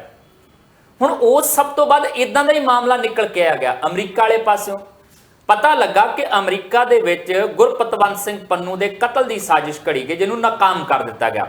ਭਾਸਕਰ ਸਾਹਿਬ, ਉਹਦੇ ਵਿੱਚੋਂ ਚੀਜ਼ਾਂ ਕੁਝ ਇਦਾਂ ਦੀਆਂ ਨਿਕਲ ਕੇ ਆਈਆਂ ਕਿ ਇੱਕ ਜਣੇ ਨੂੰ ਗ੍ਰਿਫਤਾਰ ਕੀਤਾ ਗਿਆ ਤੇ ਪਤਾ ਇਹ ਲੱਗਦਾ ਕੁਝ ਸਟਿੰਗ ਆਪਰੇਸ਼ਨ ਵੀ ਕੀਤੇ ਜਾਂਦੇ ਆ ਅੰਡਰ ਕਵਰ ਏਜੰਟਸ ਦੇ ਵੱਲੋਂ ਕਿ ਭਾਰਤ ਦਾ ਇੱਕ ਅਧਿਕਾਰੀ ਜਿਹੜਾ ਆ ਉਹਦੇ ਵਿੱਚ ਸ਼ਾਮਲ ਸੀਗਾ। ਤੇ ਹੁਣ ਅਮਰੀਕਾ ਜਦੋਂ ਕਹਿੰਦਾ ਭਾਰਤ ਨੂੰ ਕਿ ਆਹ ਚੀਜ਼ਾਂ ਹੋਈਆਂ ਨੇ, ਸਾਡੇ ਇੱਕ ਨਾਗਰਿਕ ਦੇ ਕਤਲ ਦੀ ਸਾਜ਼ਿਸ਼ ਘੜੀ ਗਈ ਸੀਗੀ, ਨਾਕਾਮ ਕਰਤੀ, ਜਿਹੜੀ ਭਾਰਤ ਹਾਈ ਲੈਵਲ ਦੀ ਕਮੇਟੀ ਬਣਾ ਲੈਂਦਾ, ਤੇ ਫਿਰ ਟਰੂਡੋ ਕਹਿੰਦੇ ਆਹੀ ਗੱਲਾਂ ਤਾਂ ਅਸੀਂ ਤੁਹਾਨੂੰ ਪਹਿਲਾਂ ਕਹਿੰਦੇ ਸੀਗੇ, ਉਦੋਂ ਤੁਸੀਂ ਸਾਡੇ ਜਾਂਚ 'ਚ ਸਹਿਯੋਗ ਨਹੀਂ ਦਿੱਤਾ, ਹੁਣ ਤਾਂ ਕਰੋਗੇ ਨਾ। ਜਸਟਿਸ ਡਿਪਾਰਟਮੈਂਟ ਯੂਐਸ ਦਾ ਉਹਨੇ ਕੱਲ ਇੰਡਾਈਟ ਕੀਤਾ ਹੈ ਇੱਕ ਇੰਡੀਅਨ ਨਾਰਕੋਟਿਕ ਸਮਗਲਰ, ਕਥਿਤ ਤੌਰ ਤੇ ਉਹਨੂੰ ਕਿਹਾ ਜਾਂਦਾ ਹੈ, ਉਹਦਾ ਨਾਮ ਹੈਗਾ ਨਿਖਿਲ ਗੁਪਤਾ, ਔਰ ਨਿਕ ਕਰਕੇ ਉਹਦਾ ਇੱਕ ਛੋਟਾ ਨਾਂ ਵੀ ਹੈਗਾ। ਔਰ ਉਹਨੂੰ ਫੜਿਆ ਕਿੱਦਾਂ ਗਿਆ? ਜਦ ਅਮਰੀਕਨ ਜਸਟਿਸ ਡਿਪਾਰਟਮੈਂਟ ਨੂੰ ਸ਼ੱਕ ਹੋਇਆ ਤੇ ਚੈੱਕ ਰਿਪਬਲਿਕ ਨੇ ਨਿਖਿਲ ਗੁਪਤਾ ਨੂੰ ਉੱਥੋਂ ਆਪਣੀ ਕੰਟਰੀ ਤੋਂ ਫੜ ਕੇ ਅਮਰੀਕਾ ਨੂੰ ਸੌਂਪ ਦਿੱਤਾ। ਪੂਰੀ ਇਨਵੈਸਟੀਗੇਸ਼ਨ ਦੇ ਦੌਰਾਨ ਜਿਸ ਤਰੀਕੇ ਨਾਲ ਕੱਲ ਦੀ ਚਾਰਜਸ਼ੀਟ ਕਹਿੰਦੀ ਹੈ, ਹਾਲਾਂਕਿ ਉਹਦੇ ਇੰਡਾਈਟ ਕੀਤੇ ਜਾਣ ਦੀ ਗੱਲ ਨੂੰ ਜਸਟਿਸ ਡਿਪਾਰਟਮੈਂਟ ਜਿਹੜਾ ਯੂਐਸ ਦਾ ਹੈਗਾ ਉਹਨੇ ਪਹਿਲੇ ਹੀ ਦੱਸਤਾ ਸੀਗਾ ਕਿ ਅਸੀਂ ਬੰਦ ਲਿਫਾਫੇ ਦੇ ਵਿੱਚ ਇਹ ਰਿਪੋਰਟ ਡਿਪਾਰਟਮੈਂਟ ਦੇ ਵਿੱਚ ਦੇਤੀ ਹੈ, ਔਰ ਜਦੋਂ ਇਹ ਲਿਫਾਫਾ ਖੋਲ੍ਹਿਆ ਜਾਏਗਾ ਤਦੋਂ ਉਹਨਾਂ ਦਾ ਖੁਲਾਸਾ ਹੋਏਗਾ। ਔਰ ਇੱਕ ਵਿਅਕਤੀ ਦੇ ਇੰਡਾਈਟ ਹੋਣ ਦੀ ਗੱਲ ਪਹਿਲਾਂ ਵੀ ਕਹੀ ਗਈ ਸੀ, ਔਰ ਨਵੰਬਰ 22 ਨੂੰ ਫਾਈਨੈਂਸ਼ੀਅਲ ਟਾਈਮਸ ਦੇ ਵਿੱਚ ਇਹ ਖਬਰ ਛਪਦੀ ਹੈ, ਲੰਡਨ ਤੋਂ ਛਪਣ ਵਾਲੇ ਅਖਬਾਰ ਦੇ ਵਿੱਚ। ਉਸ ਤੋਂ ਪਹਿਲੇ ਨਵੰਬਰ 18 ਨੂੰ ਇੰਡੀਅਨ ਗਵਰਨਮੈਂਟ ਇਸ ਮੁੱਦੇ ਦੇ ਉੱਤੇ ਇੱਕ ਕਮੇਟੀ ਬਣਾ ਦਿੰਦੀ ਹੈ, ਔਰ ਇਹ ਸਾਰੀ ਗੱਲ ਖਾਸ ਕਰਕੇ ਇੱਕ ਕਨਸਪੀਰੇਸੀ ਦੀ, ਇੱਕ ਸਾਜ਼ਿਸ਼ ਦੀ, ਜਿਹਦੇ ਵਿੱਚ ਗੁਰਪਤਵੰਤ ਸਿੰਘ ਪੰਨੂ ਨੂੰ ਕਤਲ ਦੀ ਸਾਜ਼ਿਸ਼ ਕਥਿਤ ਤੌਰ ਤੇ ਇੱਕ ਇੰਡੀਅਨ ਨਾਰਕੋਟਿਕ ਸਮਗਲਰ ਭਾਰਤ ਦੇ ਕਿਸੇ ਅਫਸਰ, ਉਹ ਵੀ ਖਾਸ ਕਰਕੇ ਸਰਕਾਰੀ ਅਫਸਰ ਦੇ ਕਹਿਣ ਦੇ ਉੱਤੇ ਇਹ ਸਾਰੀ ਸਾਜ਼ਿਸ਼ ਰਚੀ ਜਾਂਦੀ ਹੈ। $1 ਲੱਖ ਦੀ ਗੱਲ ਸਾਹਮਣੇ ਆਈ ਹੈ। $1 ਲੱਖ ਦੀ ਸੁਪਾਰੀ ਦੇ ਕੇ ਉਹ ਕਤਲ ਕਰਾਇਆ ਜਾਣਾ ਸੀਗਾ ਗੁਰਪਤਵੰਤ ਸਿੰਘ ਪੰਨੂ। ਡਿਊਟੀ ਲਾਈ ਸੀ ਨਿਖਿਲ ਗੁਪਤਾ ਦੀ, ਔਰ ਉਸ ਅਫਸਰ ਦਾ ਨਾਂ ਤੇ ਹਜੇ ਤੱਕ ਇਸ ਚਾਰਜਸ਼ੀਟ ਦੇ ਵਿੱਚ, ਇਸ ਰਿਪੋਰਟ ਦੇ ਵਿੱਚ ਨਹੀਂ ਆਇਆ, ਪਰ ਉਹ ਅਫਸਰ CRPF ਦਾ ਆਫੀਸਰ ਹੈਗਾ, ਔਰ ਨਾਲ ਦੇ ਨਾਲ ਉਹ ਵੈਪਨ ਦੀ ਤੇ ਦੂਜੇ ਤਰੀਕੇ ਨਾਲ ਕਿਸ ਤਰੀਕੇ ਨਾਲ ਲੜਾਈਆਂ ਲੜੀ ਜਾਂਦੀ ਹੈ ਉਹਦੀ ਟ੍ਰੇਨਿੰਗ ਵੀ ਦਿੰਦਾ ਹੈ। ਅਫਸਰ ਦਾ ਨਾਂ ਵੀ ਬੜੀ ਛੇਤੀ ਆ ਜਾਏਗਾ, ਔਰ ਮੈਨੂੰ ਲੱਗਦਾ ਜਦ ਭਾਰਤ ਸਰਕਾਰ ਨੂੰ ਅਮਰੀਕਾ ਨੇ ਆਪਣੀ ਇਹ ਰਿਪੋਰਟ ਸੌਂਪੀ ਹੋਏਗੀ ਉਹਦੇ ਵਿੱਚ ਉਸ ਅਫਸਰ ਦਾ ਵੀ ਨਾਂ ਆਏਗਾ। ਹੁਣ ਗੱਲ ਇੱਥੇ ਤੱਕ ਵੱਧ ਚੁੱਕੀ ਹੈ, $1 ਲੱਖ ਵਿੱਚੋਂ $15,000 ਆਲਰੇਡੀ ਐਡਵਾਂਸ ਪੇਮੈਂਟ ਦੇ ਤੌਰ ਤੇ ਉਸ ਨਿਖਿਲ ਗੁਪਤਾ ਨੇ ਇੱਕ ਹੋਰ ਮਿਡਲਮੈਨ ਨੂੰ ਦਿੱਤੀ ਸੀ। ਗੱਲ ਇਦਾਂ ਤਾਂ ਵੱਧਦੀ ਅੱਗੇ ਕਿ ਉਹ ਨਿਖਿਲ ਗੁਪਤਾ ਇੱਕ ਵਿਅਕਤੀ ਨੂੰ ਅਪਰੋਚ ਕਰਦਾ ਔਰ ਉਹਨੂੰ ਕਹਿੰਦਾ ਹੈ ਕਿ ਕੋਈ ਹਿਟਮੈਨ ਤੁਸੀਂ ਵੀ ਢੂੰਡੋ ਜਿਹੜਾ ਬੰਦਾ ਕਤਲ ਕਰ ਸਕੇ, ਔਰ ਜਿਹੜਾ ਮਿਡਲਮੈਨ ਹੁੰਦਾ ਉਹ ਵੀ ਕਥਿਤ ਤੌਰ ਤੇ ਅਮਰੀਕਨ ਇੰਟੈਲੀਜੈਂਸ ਏਜੰਸੀ ਦਾ ਖਬਰੀ ਹੁੰਦਾ, ਔਰ ਜਿਹੜਾ ਮਿਡਲਮੈਨ ਹਿਟਮੈਨ ਉਹ ਵੀ ਅੱਗੇ ਹਾਇਰ ਕਰਦੇ ਨੇ, ਉਹ ਵੀ ਇੱਕ ਤਰੀਕੇ ਨਾਲ ਅੰਡਰ ਕਵਰ ਏਜੰਟ ਹੁੰਦਾ। ਔਰ ਇਹਨਾਂ ਸਾਰੀ ਗੱਲਾਂ ਦੇ ਨਾਲ ਇੱਕ ਖੁਲਾਸਾ ਜਸਟਿਸ ਡਿਪਾਰਟਮੈਂਟ ਅਮਰੀਕਾ ਦੇ ਵਿੱਚ ਹੁੰਦਾ। ਹੁਣ ਇਹ ਗੱਲ ਅੱਗੇ ਚੱਲ ਰਹੀ ਹੈ, ਔਰ ਇਸ ਮੁੱਦੇ ਦੇ ਉੱਤੇ ਜਿਸ ਤਰੀਕੇ ਨਾਲ ਭਾਰਤ ਨੇ ਕੈਨੇਡੀਅਨ ਗਵਰਨਮੈਂਟ ਨੂੰ ਰਿਸਪੌਂਸ ਦਿੱਤਾ ਸੀਗਾ ਹਰਦੀਪ ਨਿੱਜਰ ਦੇ ਕਤਲ ਦੇ ਮਾਮਲੇ ਦੇ ਵਿੱਚ, ਉਸ ਤੋਂ ਬਿਲਕੁਲ ਵਿਪਰੀਤ ਦਿਸ਼ਾ ਜਾ ਕੇ ਭਾਰਤ ਸਰਕਾਰ ਨੇ ਇਸ ਜਾਂਚ ਦੇ ਵਿੱਚ ਸਹਿਯੋਗ ਦੇਣ ਦੀ ਗੱਲ ਕੀਤੀ ਹੈ, ਔਰ ਇੱਕ ਕਮੇਟੀ ਵੀ ਬਣਾ ਦਿੱਤੀ ਗਈ ਹੈ। ਔਰ ਉਸ ਕਮੇਟੀ ਦੀ ਜਾਂਚ ਨੂੰ ਸਹਿਯੋਗ ਦੇਣ ਵਾਸਤੇ ਜਾਂ ਇੱਕ ਤਰੀਕੇ ਨਾਲ ਕੋਆਰਡੀਨੇਟ ਕਰਨ ਵਾਸਤੇ ਅਮਰੀਕਾ ਦੇ ਵੀ 2 ਅਫਸਰ, ਵੱਡੇ ਅਫਸਰ, ਉਹ ਵੀ ਭਾਰਤ ਆ ਚੁੱਕੇ ਨੇ ਔਰ ਇਹ ਇਨਵੈਸਟੀਗੇਸ਼ਨ ਬੜੀ ਤੇਜ਼ੀ ਨਾਲ ਅੱਗੇ ਚੱਲ ਰਹੀ ਹੈ। ਹੁਣ ਜਸਵੀਰ ਜੀ ਗੱਲ ਤੇ ਇਹ ਵੇ ਕਿ ਜੂਨ 18 ਨੂੰ ਹਰਦੀਪ ਸਿੰਘ ਨਿੱਜਰ ਦਾ ਕਤਲ ਹੁੰਦਾ ਜੀ, ਔਰ ਇਹ ਗੱਲ ਵੀ ਮਈ ਦੇ ਮਹੀਨੇ ਦੇ ਵਿੱਚ ਨਿਖਿਲ ਗੁਪਤਾ ਨੂੰ ਅਪਾਇੰਟ ਕੀਤਾ ਜਾਂਦਾ ਹੈ ਔਰ ਉਹਦੇ ਵਿੱਚ ਕਥਿਤ ਤੌਰ ਤੇ ਇਹ ਵੀ ਗੱਲ ਸਾਹਮਣੇ ਆਉਂਦੀ ਹੈ ਕਿ ਕੁਝ ਲੋਕਾਂ ਦੇ ਕਤਲ ਦੀ ਸਾਜ਼ਿਸ਼ ਕੀਤੀ ਗਈ ਸੀ ਔਰ ਇਹ ਸਾਜ਼ਿਸ਼ ਉਸ ਵਕਤ ਕੀਤੀ ਗਈ ਸੀ ਜਦ ਹਰਦੀਪ ਨਿੱਜਰ ਉਹਨਾਂ ਦਾ ਕਤਲ ਹੁੰਦਾ ਔਰ ਹਰਦੀਪ ਨਿੱਜਰ ਉਹਨਾਂ ਦੇ ਕਤਲ ਦੀ ਜਿਹੜੀ ਇਨਵੈਸਟੀਗੇਸ਼ਨ ਹੈਗੀ ਹੈ ਉਹ 5 ਆਈ ਕੰਟਰੀ ਕਰਦੀ ਹੈ, ਜੋ ਕਿ ਅਮਰੀਕਾ, ਜਿਹਦੇ ਵਿੱਚੋਂ ਅਮਰੀਕਾ ਇੱਕ ਵੱਡਾ ਦੇਸ਼ ਹੈਗਾ ਜੀ। ਯਾਨੀ ਇਹ ਦੋਨੋਂ ਚੀਜ਼ਾਂ ਆਪਸ ਵਿੱਚ ਮੇਲ ਖਾਲਦੀ ਹੈ ਕਿਉਂਕਿ ਜੂਨ ਦਾ ਹੀ ਮਹੀਨਾ, ਮਈ ਦੇ ਮਹੀਨੇ ਦੇ ਵਿੱਚ ਨਿਖਿਲ ਗੁਪਤਾ ਦਾ ਅਪਾਇੰਟ ਕਰਨਾ, ਸੁਪਾਰੀ ਦੇਣਾ ਔਰ ਇਹ ਦੋਨੋਂ ਇਨਵੈਸਟੀਗੇਸ਼ਨ ਦੇ ਵਿੱਚ ਜਦ ਅਮਰੀਕਾ ਸਵਾਲ ਖੜਾ ਕਰਦਾ ਹੈ ਤੇ ਭਾਰਤ ਉਹਦੇ ਵਿੱਚ ਕੋਆਪਰੇਟ ਕਰਨ ਵਾਸਤੇ ਇਮੀਡੀਏਟਲੀ ਤਿਆਰ ਹੋ ਜਾਂਦਾ ਹੈ ਔਰ ਜਦ ਕੈਨੇਡਾ ਇਹ ਗੱਲ ਕਰਦਾ ਹੈ ਤੇ ਭਾਰਤ ਕਹਿੰਦਾ ਸਬੂਤ ਲਿਆਓ। ਯਾਨੀ ਹੁਣ ਇਹ ਗੱਲਾਂ, ਉਹ ਇਹ ਸਾਰੀ ਗੱਲਬਾਤ ਅੱਗੇ ਵਧਦੀ ਹੋਈ ਨਜ਼ਰ ਆ ਰਹੀ ਹੈ ਔਰ ਇਹ ਇੱਕ ਬੜੇ ਸੀਰੀਅਸ ਐਲੀਗੇਸ਼ਨਸ ਲੱਗੇ ਨੇ ਭਾਰਤ ਦੇ ਉੱਤੇ। ਹੁਣ ਭਾਰਤ ਕਿਸ ਤਰੀਕੇ ਨਾਲ ਪਾਕ ਸਾਫ ਹੋ ਕੇ, ਕਿਉਂਕਿ ਇੱਕ ਅਫਸਰ ਦੀ ਗੱਲ ਅਮਰੀਕਾ ਦੇ ਜਸਟਿਸ ਡਿਪਾਰਟਮੈਂਟ ਨੇ ਆਪਣੀ ਰਿਪੋਰਟ ਦੇ ਵਿੱਚ ਕੀਤੀ ਹੈ, ਇਹ ਕਦੇ ਵੀ ਨਹੀਂ ਹੋ ਸਕਦਾ ਕਿ ਨਿਖਿਲ ਗੁਪਤਾ ਦੀ ਇੰਟਰੋਗੇਸ਼ਨ ਦੇ ਬਾਅਦ ਉਸ ਅਫਸਰ ਦਾ ਨਾਮ ਨਾ ਆਏ। ਉਸ ਅਫਸਰ ਦਾ ਨਾਮ ਡੈਲੀਬਰੇਟਲੀ ਹਜੇ ਤੱਕ ਮੀਡੀਆ ਦੇ ਸਾਹਮਣੇ ਡਿਕਲੇਅਰ ਨਹੀਂ ਕੀਤਾ ਗਿਆ, ਲੇਕਿਨ ਅਮਰੀਕੀ ਇੰਟੈਲੀਜੈਂਸ ਏਜੰਸੀਜ਼ ਦੇ ਕੋਲ ਉਸ ਵਿਅਕਤੀ ਦਾ ਨਾਮ ਵੀ ਹੈ ਔਰ ਜਿੱਥੇ ਤੱਕ ਹਰਦੀਪ ਨਿੱਜਰ ਦੇ ਕਤਲ ਦੇ ਮਾਮਲੇ ਵਿੱਚ ਜਿਹੜਾ ਜਸਟਿਨ ਟਰੂਡੋ ਨੇ ਬਿਆਨ ਦਿੱਤਾ ਸੀਗਾ ਉਹਦੇ ਵਿੱਚ ਉਸ ਅਫਸਰ ਦਾ ਵੀ ਖੁਲਾਸਾ ਕਰਤਾ ਸੀਗਾ ਜਿਹੜਾ ਓਟਾਵਾ ਦੇ ਹਾਈ ਕਮਿਸ਼ਨ ਦੇ ਵਿੱਚ, ਇੰਡੀਅਨ ਹਾਈ ਕਮਿਸ਼ਨ ਦੇ ਵਿੱਚ ਉਹਨੂੰ ਵਾਪਸ ਵੀ ਭੇਜਤਾ ਸੀ, ਮੇਰੇ ਉਹਨੂੰ ਵਾਪਸ ਵੀ ਭੇਜਤਾ ਸੀਗਾ ਤੇ ਉਹ ਤਲਖੀ ਮੈਨੂੰ ਲੱਗਦਾ ਹੈ ਕਿ ਇਸ ਤਰ੍ਹਾਂ ਦੀ ਇੰਟਰਨੈਸ਼ਨਲ ਜਿਹੜੀ ਇਨਵੈਸਟੀਗੇਸ਼ਨ ਹੁੰਦੀ ਹੈ ਉਹਦੇ ਵਿੱਚ ਨਾਵਾਂ ਦਾ ਖੁਲਾਸਾ ਪਹਿਲੇ ਸਤਰ ਤੇ ਨਹੀਂ ਹੁੰਦਾ, ਨਾਵਾਂ ਦਾ ਖੁਲਾਸਾ ਸਰਕਾਰ ਤੋਂ ਸਰਕਾਰ ਕੀਤਾ ਜਾਂਦਾ ਹੈ ਔਰ ਉਹਨੂੰ ਪਬਲਿਕ ਨਹੀਂ ਕੀਤਾ ਜਾਂਦਾ। ਇਦਾਂ ਦੀ ਇੱਕ ਸੀਕ੍ਰੇਟ ਅੰਡਰਸਟੈਂਡਿੰਗ ਵੀ ਤਕਰੀਬਨ ਸਾਰੇ ਦੇਸ਼ਾਂ ਦੀ ਹੁੰਦੀ ਹੈ ਕਿਉਂਕਿ ਜਿਹਦੇ ਵਿੱਚ ਐਲੀਗੇਸ਼ਨ ਇੰਡੀਅਨ ਗਵਰਨਮੈਂਟ ਏਜੰਟਸ ਦੇ ਵਿਲਨ ਦੇ ਹੋਣ, ਉਹਨਾਂ ਦੀ ਸਾਜ਼ਿਸ਼ ਦੇ ਹੋਣ ਤੇ ਇਹਦੇ ਵਿੱਚ ਇਹ ਪਬਲਿਕ ਕਰਨ ਤੋਂ ਬਾਅਦ ਉਸ ਇਨਵੈਸਟੀਗੇਸ਼ਨ ਨੂੰ ਅੱਗੇ ਲੈ ਜਾਣ ਦੇ ਵਿੱਚ ਦਿੱਕਤ ਆ ਸਕਦੀ ਹੈ। ਤੇ ਕੋਈ ਆਮ ਵਿਅਕਤੀ ਵੀ ਸਮਝ ਸਕਦਾ ਹੈ ਪਰ ਕੈਨੇਡਾ ਨੇ ਇਦਾਂ ਕਿਉਂ ਨਹੀਂ ਕੀਤਾ? ਕੈਨੇਡਾ ਨੇ ਕਿਉਂ ਖੁਲਾਸਾ ਕੀਤਾ ਉਸ ਨਾਮ ਦਾ ਜੋ ਨਾਂ ਉਸ ਇਨਵੈਸਟੀਗੇਸ਼ਨ ਦੇ ਦੌਰਾਨ ਗੁਪਤ ਰੱਖਣਾ ਚਾਹੀਦਾ ਸੀਗਾ? ਪਰ ਅਮਰੀਕਾ ਨੇ ਇਹ ਗਲਤੀ ਨਹੀਂ ਕੀਤੀ, ਉਹਨਾਂ ਨੇ CRPF ਦੇ ਅਫਸਰ ਦਾ ਨਾਂ ਤੇ ਲਿੱਤਾ ਹੈ। ਉਹ ਅਫਸਰ ਕਿੱਥੇ ਤੈਨਾਤ ਨੇ, ਉਹਦਾ ਨਾਂ ਕੀ ਹੈ, ਫਿਲਹਾਲ ਅਮਰੀਕਾ ਨੇ ਆਪਣੀ ਰਿਪੋਰਟ ਦੇ ਵਿੱਚ ਇਹ ਖੁਲਾਸਾ ਨਹੀਂ ਕੀਤਾ। ਮੈਨੂੰ ਯਕੀਨ ਹੈ ਕਿ ਭਾਰਤ ਦੇ ਨਾਲ ਜਦ ਅਮਰੀਕਾ ਦੀ ਇਸ ਮੁੱਦੇ ਤੇ ਗੱਲ ਹੋਈ ਹੋਏਗੀ ਤੇ ਉਸ ਅਫਸਰ ਦਾ ਨਾਂ ਵੀ ਭਾਰਤ ਨੂੰ ਸੌਂਪਿਆ ਗਿਆ ਹੋਵੇਗਾ ਔਰ ਭਾਰਤ ਜਿਸ ਤਰੀਕੇ ਨਾਲ ਉਸ ਇਨਵੈਸਟੀਗੇਸ਼ਨ ਨੂੰ ਅੱਗੇ ਵਧਾਉਣ ਵਾਸਤੇ ਰਾਜੀ ਹੋ ਗਿਆ ਹੈ, ਕਿਸੇ ਨਾ ਕਿਸੇ ਜਗ੍ਹਾ ਇਹ ਇੱਕ ਸੀਕ੍ਰੇਟ ਅੰਡਰਸਟੈਂਡਿੰਗ ਵੀ ਹੁੰਦੀ ਹੈ ਕਿ ਅਸੀਂ ਇਸ ਮੁੱਦੇ ਦੇ ਉੱਤੇ ਪੂਰਾ ਕੋਆਪਰੇਟ ਕਰਨ ਵਾਸਤੇ ਤਿਆਰ ਹਾਂ। ਇਹਦੇ ਵਿੱਚ ਕਿਤੇ ਇਹ ਵੀ ਲੱਗਦਾ ਤੁਹਾਨੂੰ ਕਿ ਅੰਤਰਰਾਸ਼ਟਰੀ ਪੱਧਰ ਦੇ ਉੱਤੇ ਭਾਰਤ ਦੇ ਕਿਤੇ ਅਕਸ ਨੂੰ ਦਿੱਕਤ ਆ ਸਕਦੀ ਹੈ ਕਿ ਦੂਜੇ ਮੁਲਕਾਂ ਦੇ ਵਿੱਚ ਜਾ ਕੇ ਉੱਥੋਂ ਦੇ ਨਾਗਰਿਕ ਭਾਵੇਂ ਇਹ ਭਾਰਤ ਵਿਰੋਧੀ ਗਤੀਵਿਧੀਆਂ ਦੇ ਲਈ ਹੀ ਜਿਹੜੇ ਜਾਣੇ ਜਾਂਦੇ ਨੇ, ਚਾਹੇ ਹਰਦੀਪ ਨਿੱਜਰ ਹੋਰੀ, ਉਹਨਾਂ ਨੂੰ ਵੀ ਜਿਹੜਾ ਆ ਉਹ ਇਨਾਮੀ ਘੋਸ਼ਿਤ ਕੀਤਾ ਗਿਆ ਸੀ, ਭਾਰਤ ਦੇ ਵਿੱਚ 10 ਲੱਖ ਰੁਪਏ ਦਾ ਇਨਾਮ ਰੱਖਿਆ ਸੀਗਾ। ਗੁਰਪਤਵੰਤ ਪੰਨੂ ਹੋਰਾਂ ਦੀ ਗੱਲ ਕਰ ਲਈਏ, ਉਹਨਾਂ ਨੂੰ ਘੋਸ਼ਿਤ ਕੀਤਾ ਗਿਆ, ਉਹਨਾਂ ਦੀਆਂ ਪ੍ਰਾਪਰਟੀਆਂ ਜ਼ਬਤ ਕੀਤੀਆਂ ਗਈਆਂ ਨੇ ਕਿ ਭਾਰਤ ਵਿਰੋਧੀ ਗਤੀਵਿਧੀਆਂ ਕਰਦੇ। ਪਰ ਕੀ ਅੰਤਰਰਾਸ਼ਟਰੀ ਲੈਵਲ ਦੇ ਉੱਤੇ ਇਹਦੇ ਨਾਲ ਭਾਰਤ ਦੇ ਅਕਸ ਨੂੰ ਕੋਈ ਫਰਕ ਪਏਗਾ, ਕੋਈ ਨੁਕਸਾਨ, ਕੋਈ ਨਫਾ ਹੁੰਦਾ ਨਜ਼ਰ ਆਏਗਾ? ਦੇਖੋ, ਅਕਸ ਦੇ ਉੱਤੇ ਤੇ ਫਰਕ ਪੈਂਦਾ। ਹਾਲਾਂਕਿ ਇਸ ਤਰੀਕੇ ਦੀ ਐਕਟੀਵਿਟੀਜ਼ ਐਦਾਂ ਦਾ ਕੋਈ ਵੀ ਡਿਵੈਲਪਡ ਨੇਸ਼ਨ ਨਹੀਂ ਹੈ ਜਿਹੜਾ ਨਾ ਕਰਦਾ ਹੋਵੇ। ਇਜ਼ਰਾਈਲ ਦੀ ਗੱਲ ਕਰ ਲਓ, ਅਮਰੀਕਾ ਦੀ ਗੱਲ ਕਰ ਲਓ। ਅਮਰੀਕਾ ਨੇ ਕਿਸ ਤਰੀਕੇ ਨਾਲ ਪਾਕਿਸਤਾਨ ਦੇ ਵਿੱਚ ਜਾ ਕੇ ਉਸਾਮਾ ਬਿਨ ਲੈਡਨ ਦਾ ਕਤਲ ਕੀਤਾ ਜੀ ਔਰ ਉਸ ਕਤਲ ਦੇ ਉੱਤੇ ਕੋਈ ਕਿੰਤੂ ਪਰੰਤੂ ਨਹੀਂ ਹੋਇਆ ਕਿਉਂਕਿ ਇਹ 5 ਕੰਟਰੀਜ਼ ਹੀ ਹੈਗੀਆਂ ਜੋ ਇਸ ਤਰ੍ਹਾਂ ਦੀ ਕਿਲਿੰਗਸ ਦੇ ਉੱਤੇ ਕਿੰਤੂ ਪਰੰਤੂ ਕਰ ਸਕਦੀਆਂ। ਜੇ ਇਹ ਆਪ ਕਰਨ ਤੇ ਬਿਲਕੁਲ ਠੀਕ, ਜੇ ਕੋਈ ਹੋਰ ਕੰਟਰੀ ਕਰਨ ਤੇ ਉਹਦੇ ਉੱਤੇ ਸਵਾਲ ਉਠਾਉਂਦੀ ਹੈ ਇਹੀ 5 ਕੰਟਰੀਜ਼। ਹਾਲਾਂਕਿ ਹੁਣ ਭਾਰਤ ਇਸ ਦਸ਼ਾ ਦੇ ਵਿੱਚ ਵੀ ਨਹੀਂ ਰਿਹਾ ਕਿ ਉਹ ਸਵਾਲ ਖੜੇ ਕਰ ਸਕੇ। ਹੁਣ ਭਾਰਤ ਦੇ ਉੱਤੇ ਇਸ ਮਾਮਲੇ ਦੇ ਵਿੱਚ ਵੀ ਉਂਗਲ ਉੱਠਣ ਲੱਗ ਗਈ ਹੈ ਕਿ ਜਦ ਇਹ ਐਲੀਗੇਸ਼ਨ ਕੈਨੇਡਾ ਨੇ ਲਗਾਇਆ ਸੀ ਤੇ ਭਾਰਤ ਦੀ ਉਹ ਤਲਖੀ, ਔਰ ਜਦ ਸੇਮ ਐਲੀਗੇਸ਼ਨ ਅਮਰੀਕਾ ਲਾ ਰਿਹਾ ਹੈ ਤੇ ਉੱਥੇ ਭਾਰਤ ਦੀ ਨਰਮੀ। ਇਹ ਨਰਮੀ ਔਰ ਤਲਖੀ ਕਿਉਂ? ਔਰ ਦੋਨੋਂ ਹੀ ਇੱਕ ਡਿਵੈਲਪਡ ਨੇਸ਼ਨ ਦੇ ਤੌਰ ਤੇ ਜਾਣੇ ਜਾਂਦੇ ਨੇ, ਅਮਰੀਕਾ ਹੋਏ ਜਾਂ ਕੈਨੇਡਾ ਹੋਏ, ਲੇਕਿਨ ਭਾਰਤ ਨੂੰ ਇਸ ਮੁੱਦੇ ਦੇ ਉੱਤੇ ਕੁਝ ਨਾ ਕੁਝ ਪ੍ਰੋਬਲਮ ਆ ਸਕਦੀ ਹੈ। ਖਾਸ ਕਰਕੇ ਵਿਸ਼ਵ ਗੁਰੂ ਭਾਰਤ ਜੋ ਆਪਣੇ ਆਪ ਨੂੰ ਕਲੇਮ ਕਰਦਾ ਹੈ, ਉਸ ਵਿਸ਼ਵ ਗੁਰੂ ਨੂੰ ਹੀ ਅਗਰ ਕਟਹਿਰੇ ਦੇ ਵਿੱਚ ਖੜਾ ਕਰ ਦਿੱਤਾ ਜਾਏ ਤੇ ਕਾਹਦਾ ਗੁਰੂ ਤੇ ਕਾਹਦਾ ਵਿਸ਼ਵ? ਆ ਇੱਕ ਸਵਾਲ ਭਾਰਤ ਦੇ ਸਾਹਮਣੇ ਬਹੁਤ ਵੱਡਾ ਸਵਾਲ ਬਣ ਕੇ ਖੜਾ ਹੋ ਗਿਆ। ਫਿਲਹਾਲ ਇਹ ਕਿਉਂਕਿ ਮਾਮਲਾ ਅੰਤਰਰਾਸ਼ਟਰੀ ਹੈ ਔਰ ਮਾਮਲਾ ਮੁਲਕਾਂ ਦੀ ਪ੍ਰਭੂ ਸੱਤਾ ਦੇ ਨਾਲ ਵੀ ਜੁੜਿਆ ਹੈ। ਭਾਰਤ ਦੀ ਵੀ ਤਾਂ ਆਪਣੀ ਪ੍ਰਭੂ ਸੱਤਾ ਹੈ। ਜੇ ਕਿਸੇ ਹੋਰ ਮੁਲਕ ਦੇ ਵਿੱਚ ਭਾਰਤ ਵਿਰੋਧੀ ਕੋਈ ਗਤੀਵਿਧੀ ਕੀਤੀ ਜਾਂਦੀ ਹੈ ਤੇ ਫਿਰ ਉਹਦੇ ਉੱਤੇ ਕਿੰਤੂ ਵੀ ਭਾਰਤ ਦਾ ਕਰਨਾ ਹੱਕ ਬਣਦਾ ਹੈ। ਪਰ ਇਹ ਗਤੀਵਿਧੀਆਂ ਜਿਹੜੀਆਂ ਹੋਈਆਂ ਨੇ ਉਹਦੇ ਵਿੱਚ ਕਿੰਨਾ ਕੁ ਭਾਰਤ ਦੀ ਸ਼ਮੂਲੀਅਤ ਹੈ, ਜਾਂਚ ਪੜਤਾਲ ਤੋਂ ਕੀ ਕੁਝ ਨਿਕਲ ਕੇ ਆਉਂਦਾ, ਉਹਦੇ ਵਿੱਚੋਂ ਬਹੁਤ ਸਾਰੀਆਂ ਸਥਿਤੀਆਂ ਜਿਹੜੀਆਂ ਪਰਿਸਥਿਤੀਆਂ ਬਣਦੀਆਂ ਨਜ਼ਰ ਆਉਣਗੀਆਂ, ਉਦੋਂ ਕੀ ਕੁਝ ਹੁੰਦਾ, ਉਹ ਫਿਲਹਾਲ ਭਵਿੱਖ ਦੇ ਗਰਭ ਦੇ ਵਿੱਚ ਹੈ।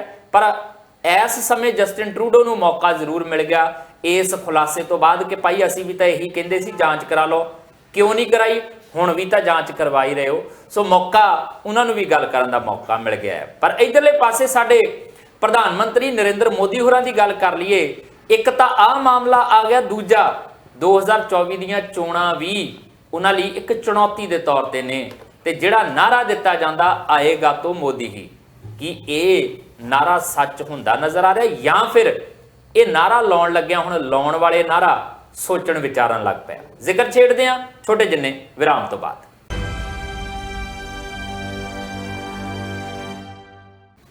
ਬ੍ਰੇਕ ਤੋਂ ਬਾਅਦ ਤੁਹਾਡਾ ਸਵਾਗਤ ਹੈ। ਜ਼ਿਕਰ ਨੈਸ਼ਨਲ ਪੋਲਿਟਿਕਸ ਦਾ, ਜ਼ਿਕਰ 2024 ਦੀਆਂ ਚੋਣਾਂ ਦਾ। ਤੇਲੰਗਾਨਾ ਦੇ ਵਿੱਚ ਅੱਜ VOTING ਹੋ ਰਹੀ ਹੈ। 5 ਸੂਬਿਆਂ ਦੀਆਂ ਚੋਣਾਂ ਦਾ ਅਮਲ ਲਗਭਗ ਮੁਕੰਮਲ, ਦਸੰਬਰ 3 ਨੂੰ ਨਤੀਜੇ ਆ ਜਾਣਗੇ, ਪਤਾ ਲੱਗ ਜਾਏਗਾ। ਪਰ ਇਹ ਨਹੀਂ ਹੈ ਕਿ ਉਹਦੇ ਤੋਂ ਬਾਅਦ ਸੁੱਖ ਦਾ ਸਾਹ ਲੈ ਲਿਆ ਭਾਜਪਾ ਨੇ। ਪ੍ਰਧਾਨ ਮੰਤਰੀ ਨਰਿੰਦਰ ਮੋਦੀ ਕੈਬਨਿਟ ਦੀ ਮੀਟਿੰਗ ਸੱਦਦੇ ਆ, 80 ਕਰੋੜ ਦੇ ਲਗਭਗ ਲੋਕਾਂ ਨੂੰ ਮੁਫਤ ਰਾਸ਼ਨ ਦਾ ਅਗਲੇ 5 ਸਾਲ ਲਈ ਵਾਅਦਾ ਕਰਦੇ ਆ। ਅਮਿਤ ਸ਼ਾਹ ਹੋਰੀ ਚਲ ਜਾਂਦੇ ਆ ਕੋਲਕਾਤਾ ਦੇ ਵਿੱਚ ਤੇ ਉੱਥੇ ਲੋਕਾਂ ਨੂੰ ਇਹ ਅਪੀਲ ਕਰਦੇ ਆ ਕਿ ਜੇ ਤੁਸੀਂ ਚਾਹੁੰਦੇ ਆ ਕਿ 2026 ਚ ਅਸੀਂ ਇੱਥੇ ਸਰਕਾਰ ਬਣਾਈ ਹੈ ਪੱਛਮੀ ਬੰਗਾਲ ਚ, ਤਾਂ ਪਹਿਲਾਂ 2024 ਦੇ ਵਿੱਚ ਸਾਨੂੰ ਜਿਤਾ ਦਿਓ, ਪ੍ਰਧਾਨ ਮੰਤਰੀ ਨਰਿੰਦਰ ਮੋਦੀ ਹੋਰਾਂ ਨੂੰ ਬਣਾ ਦਿਓ। ਭਾਸਕਰ ਸਾਹਿਬ, ਇਹ ਬੜਾ ਨਾਰਾ ਮਾਰਿਆ ਜਾਂਦਾ ਸੀ ਆਏਗਾ ਤੋਂ ਮੋਦੀ ਹੀ। ਆ ਜਿਹੜੀ ਸਿਚੁਏਸ਼ਨ ਇਹਨਾਂ 5 ਸੂਬਿਆਂ ਦੀ ਚੋਣ ਤੋਂ ਬਾਅਦ ਨਜ਼ਰ ਆ ਰਹੀ ਹੈ, ਜਿੰਨੀ ਸਰਗਰਮੀ ਦਿਖਾਈ ਜਾ ਰਹੀ ਹੈ, ਚਿੰਤਾ ਆ, ਚਿੰਤਨ ਆ ਜਾਂ ਫਿਰ ਭਰੋਸਾ ਆ ਕਿ ਕੋਈ ਗੱਲ ਨਹੀਂ ਜਿੱਤਣਾ ਹੀ ਜਿੱਤਣਾ ਆ ਆਪਾਂ, ਪਰ ਕੋਸ਼ਿਸ਼ ਨਹੀਂ ਛੱਡਣੀ। ਬੀਜੇਪੀ ਵਾਸਤੇ ਬੜਾ ਇੰਪੋਰਟੈਂਟ ਹੋ ਗਿਆ ਕਿ ਘੱਟ ਤੋਂ ਘੱਟ ਦੋ ਤਰਫੀ ਇਹਨਾਂ ਨੂੰ ਆਪਣੀ ਰਣਨੀਤੀ ਬਣਾਉਣੀ ਪੈ ਰਹੀ ਹੈ। ਕਾਰਨ ਕਿ 5 ਸੂਬਿਆਂ ਦੇ ਵਿੱਚ ਇਨੀਸ਼ੀਅਲ ਰਿਪੋਰਟਸ ਹਜੇ ਤੱਕ ਦੀ ਆਈ ਹੈ, ਉਹਨਾਂ ਵਿੱਚ ਮਿਜ਼ੋਰਮ ਦੇ ਵਿੱਚ ਭਾਜਪਾ ਦਾ ਕੁਝ ਨਹੀਂ ਰੱਖਿਆ, ਤੇਲੰਗਾਨਾ ਦੇ ਵਿੱਚ ਭਾਜਪਾ ਦੀ ਸਰਕਾਰ ਨਹੀਂ ਆ ਸਕਦੀ, ਮੱਧ ਪ੍ਰਦੇਸ਼ ਤੇ ਛੱਤੀਸਗੜ੍ਹ ਦੇ ਵਿੱਚ ਭਾਜਪਾ ਸੰਘਰਸ਼ ਕਰਦੀ ਨਜ਼ਰ ਆਉਂਦੀ ਹੈ, ਔਰ ਰਾਜਸਥਾਨ ਦੇ ਵਿੱਚ ਵੀ ਜਿਹੜੀ ਪਹਿਲੀ ਐਜ ਸੀਗੀ ਉਹ ਐਜ ਪੋਲਿੰਗ ਡੇ ਯਾਨੀ 25 ਨਵੰਬਰ ਤੱਕ ਘਟ ਜਾਂਦੇ ਹੁਣ ਕਾਂਟੇ ਦੀ ਟੱਕਰ ਉੱਥੇ ਵੀ ਆਪਾਂ ਕਹਿ ਸਕਦੇ ਹਾਂ। ਹੁਣ 3 ਦਸੰਬਰ ਨੂੰ ਜੇ ਵਾਕਈ ਬੀਜੇਪੀ ਨੂੰ ਇਹਨਾਂ 5 ਸੂਬਿਆਂ ਦੇ ਵਿੱਚ ਉਹਨਾਂ ਕੋ ਨੁਕਸਾਨ ਹੁੰਦਾ ਨਜ਼ਰ ਆਉਂਦਾ ਹੈ ਤੇ ਫਿਰ 6 ਮਹੀਨੇ ਬਾਅਦ 5 ਮਹੀਨੇ ਬਾਅਦ ਜਿਹੜੀ ਲੋਕ ਸਭਾ ਚੋਣਾਂ ਨੇ ਉਹਦੇ ਵਿੱਚ ਬੀਜੇਪੀ ਦੇ ਹਾਲਾਤ ਕਿੱਦਾਂ ਦੇ ਹੋਣਗੇ। ਆਏਗਾ ਤਾਂ ਮੋਦੀ ਹੀ, ਤੁਹਾਡੀ ਗੱਲ ਬਿਲਕੁਲ ਠੀਕ ਹੈ। ਉਹ ਜਦ ਵੀ ਇੱਕ ਆਮ ਵਿਅਕਤੀ ਰਾਜਨੀਤੀ ਨੂੰ ਡਿਸਕਸ ਕਰਦਾ ਔਰ ਖਾਸ ਕਰਕੇ 2024 ਦੀ ਲੋਕ ਸਭਾ ਇਲੈਕਸ਼ਨ ਨੂੰ ਡਿਸਕਸ ਕਰਦਾ ਹੈ ਤੇ ਉੱਥੇ ਆਖਰੀ ਜਾਂ ਸ਼ੁਰੂਆਤੀ ਆਵਾਜ਼ ਦੇ ਵਿੱਚ ਨਹੀਂ, ਪ੍ਰਧਾਨ ਮੰਤਰੀ ਨਰਿੰਦਰ ਮੋਦੀ ਉਹਨਾਂ ਨਹੀਂ ਹਾਰ ਸਕਦੇ, ਆਣਗੇ ਤੇ ਪ੍ਰਧਾਨ ਮੰਤਰੀ ਨਰਿੰਦਰ ਮੋਦੀ ਉਹਨਾਂ ਹੀ। ਔਰ ਉਹਨਾਂ ਦਾ ਜਿਹੜਾ ਕੰਪੈਰੀਜ਼ਨ ਹੈਗਾ, ਜੇ ਰਾਹੁਲ ਗਾਂਧੀ ਨਾਲ ਕੀਤਾ ਜਾਏ ਤੇ ਮੋਦੀ ਉਹਨਾਂ ਦੇ ਆਉਣ ਦਾ ਇੱਕ ਹੋਰ ਸਸ਼ਕਤ ਰੀਜ਼ਨ ਇਹ ਵੀ ਇੱਕ ਨਜ਼ਰ ਆਉਂਦਾ ਹੈ। ਹੁਣ ਇਦਾਂ ਦੇ ਹਾਲਾਤ ਦੇ ਵਿੱਚ ਜੇ ਇਹਨਾਂ 5 ਸੂਬਿਆਂ ਦੇ ਵਿੱਚ ਰਿਜ਼ਲਟ ਭਾਜਪਾ ਦੇ ਪੱਖ 'ਚ ਨਹੀਂ ਆਏ ਤੇ ਅੱਗੇ ਚੱਲ ਕੇ ਭਾਜਪਾ ਨੂੰ ਇੱਕ ਹੋਰ ਰਣਨੀਤੀ ਬਣਾਉਣੀ ਪਏਗੀ ਔਰ ਮੈਨੂੰ ਲੱਗਦਾ ਉਹਦੀ ਨੀਂਹ ਆਲਰੇਡੀ ਧਰ ਲਿੱਤੀ ਗਈ ਹੈ। ਕਾਰਨ ਕਿ 5 ਸੂਬਿਆਂ ਦੇ ਵਿੱਚੋਂ ਪਹਿਲੇ ਵੀ ਭਾਜਪਾ ਦੇ ਹਾਲਾਤ ਕੋਈ ਬਹੁਤ ਵਧੀਆ ਨਹੀਂ ਸੀ। ਜੇ ਤੁਸੀਂ 2018 ਦੀ ਗੱਲ ਕਰੋ, 2018 ਦੇ ਵਿੱਚ ਰਾਜਸਥਾਨ ਦੇ ਵਿੱਚ ਤੇ ਭਾਜਪਾ ਹਾਰ ਗਈ ਸੀਗੀ, ਮੱਧ ਪ੍ਰਦੇਸ਼ ਤੇ ਛੱਤੀਸਗੜ੍ਹ ਦੇ ਵਿੱਚ ਵੀ ਭਾਜਪਾ ਹਾਰੀ ਸੀਗੀ, ਪਰ ਉਸ ਹਾਰ ਦੇ ਬਾਵਜੂਦ 2019 ਯਾਨੀ 1 ਸਾਲ ਬਾਅਦ ਜਦ ਇਲੈਕਸ਼ਨ ਹੋਏ ਸੀ ਤੇ ਉਹਦੇ ਵਿੱਚ ਭਾਜਪਾ ਦੀ ਸ਼ਾਨਦਾਰ ਜਿੱਤ ਇਹਨਾਂ ਤਿੰਨੋਂ ਸੂਬਿਆਂ ਦੇ ਵਿੱਚ ਨਜ਼ਰ ਆਈ ਸੀ। ਮੈਨੂੰ ਲੱਗਦਾ ਹੈ ਕਿ ਇਸ ਰਣਨੀਤੀ ਦੇ ਉੱਤੇ ਹੀ ਭਾਜਪਾ ਹੁਣ ਆਪਣੀ ਰਾਜਨੀਤੀ ਅੱਗੇ ਲੈ ਕੇ ਜਾਏਗੀ ਕਿ ਅਗਰ ਲੋਕਲ ਇਲੈਕਸ਼ਨ ਦੇ ਵਿੱਚ ਜਾਂ ਅਸੈਂਬਲੀ ਇਲੈਕਸ਼ਨ ਦੇ ਵਿੱਚ ਜਿੰਨਾ ਕੁ ਭਾਜਪਾ ਨੂੰ ਨੁਕਸਾਨ ਹੁੰਦਾ ਹੈ ਉਹਨਾਂ ਕੁ ਲੋਕ ਸਭਾ ਇਲੈਕਸ਼ਨ ਦੇ ਵਿੱਚ ਫਾਇਦਾ ਵੀ ਹੁੰਦਾ ਨਜ਼ਰ ਆਉਂਦਾ ਹੈ। ਇਹ ਪਾਲਿਸੀ ਨਾ ਕੇਵਲ ਲੋਕਾਂ ਨੂੰ ਸਮਝਾਉਣ ਵਾਸਤੇ ਬਲਕਿ RSS ਜਾਂ BJP ਦੀ ਉਹ ਕੋਰ ਲੀਡਰਸ਼ਿਪ ਜਿਹੜਾ ਕਿਸੇ ਵੀ ਡਿਸੀਜਨ ਨੂੰ ਪ੍ਰਭਾਵਿਤ ਕਰ ਸਕਦੀ ਹੈ, ਉੱਥੇ ਪ੍ਰਧਾਨ ਮੰਤਰੀ ਨਰਿੰਦਰ ਮੋਦੀ ਜਾਂ ਉਹਨਾਂ ਦੇ ਖਾਸ ਵਿਅਕਤੀ ਇਸ ਸਟ੍ਰੈਟਜੀ ਨੂੰ, ਇਸ ਰਣਨੀਤੀ ਨੂੰ, ਇਸ ਫੋਰਕਾਸਟ ਨੂੰ ਅੱਗੇ ਲੈ ਕੇ ਜਾਣਗੇ ਔਰ ਉਹਦੀ ਤਿਆਰੀਆਂ ਵੀ ਤਕਰੀਬਨ ਹੋ ਹੀ ਚੁੱਕੀ ਹੈ। ਹਜੇ ਇਹ ਇਲੈਕਸ਼ਨ ਦੇ ਰਿਜ਼ਲਟ 3 ਦਸੰਬਰ ਨੂੰ ਆ ਰਹੇ ਨੇ। ਜਨਵਰੀ ਦੇ ਮਹੀਨੇ ਦੇ ਵਿੱਚ ਸ਼੍ਰੀ ਰਾਮ ਮੰਦਿਰ ਦਾ ਉਦਘਾਟਨ, ਪ੍ਰਾਣ ਪ੍ਰਤਿਸ਼ਠਾ, ਇਹ ਸਾਰੇ ਮਾਮਲੇ ਨੂੰ ਮਈ ਤੱਕ ਕਿਸ ਤਰ੍ਹਾਂ ਲਿੰਗਰਮ ਕਰਨਾ ਹੈ ਉਹਦੀ ਇੱਕ ਜ਼ਬਰਦਸਤ ਪਾਲਿਸੀ ਚੱਲ ਰਹੀ ਹੈ ਔਰ ਇਸ ਤਰ੍ਹਾਂ ਦੇ ਇੱਕ ਮੁੱਦੇ ਦੀ ਵੀ ਤਲਾਸ਼ ਹੈ ਕਿ ਜਿਹੜਾ ਪੂਰੇ ਦੇਸ਼ ਨੂੰ ਇੱਕ ਕਰ ਦੇ। ਕਿਉਂਕਿ ਜੇ ਤੁਸੀਂ 2019 ਦੇ ਇਲੈਕਸ਼ਨ ਦੀ ਗੱਲ ਕਰੋ, ਉਸ ਤੋਂ ਪਹਿਲੇ ਤੁਹਾਨੂੰ ਪਤਾ ਹੈ ਕਿ ਪੁਲਵਾਮਾ ਤੋਂ ਬਾਅਦ ਪਾਕਿਸਤਾਨ ਦੇ ਵਿੱਚ ਸਰਜੀਕਲ ਸਟ੍ਰਾਈਕ ਔਰ 2014 ਤੋਂ ਪਹਿਲੇ ਤੇ ਇੱਕ ਸੱਤਾ ਚੇਂਜ ਕਰਨ ਦਾ ਮੂਡ ਜਨਤਾ ਬਣਾਈ ਚੁੱਕੀ ਸੀ। ਹੁਣ ਇਸ ਟਾਈਮ ਮੁੱਦਾ ਕੀ ਹੋਏਗਾ ਔਰ ਇਸ ਟਾਈਮ ਮੋਦੀ ਹੈ ਕਿ ਮੋਦੀ ਹੈ ਤਾਂ ਮੁਮਕਿਨ ਹੈ ਦਾ ਨਾਰਾ ਸਫਲ ਹੋਏਗਾ ਜਾਂ ਫਿਰ ਪ੍ਰਧਾਨ ਮੰਤਰੀ ਦੀ ਇਮੇਜ ਇੰਨੀ ਕੁ ਉੱਚੀ ਹੈਗੀ ਹੈ ਕਿ ਉਹਦੇ ਸਾਹਮਣੇ ਸਾਰੇ ਬੋਣੇ ਲੱਗਦੇ ਨੇ। ਹੁਣ ਪ੍ਰਧਾਨ ਮੰਤਰੀ ਦੀ ਉਸ ਇਮੇਜ ਦੇ ਉੱਤੇ ਇੱਕ ਸਵਾਲ ਜ਼ਰੂਰ ਉੱਠ ਗਿਆ।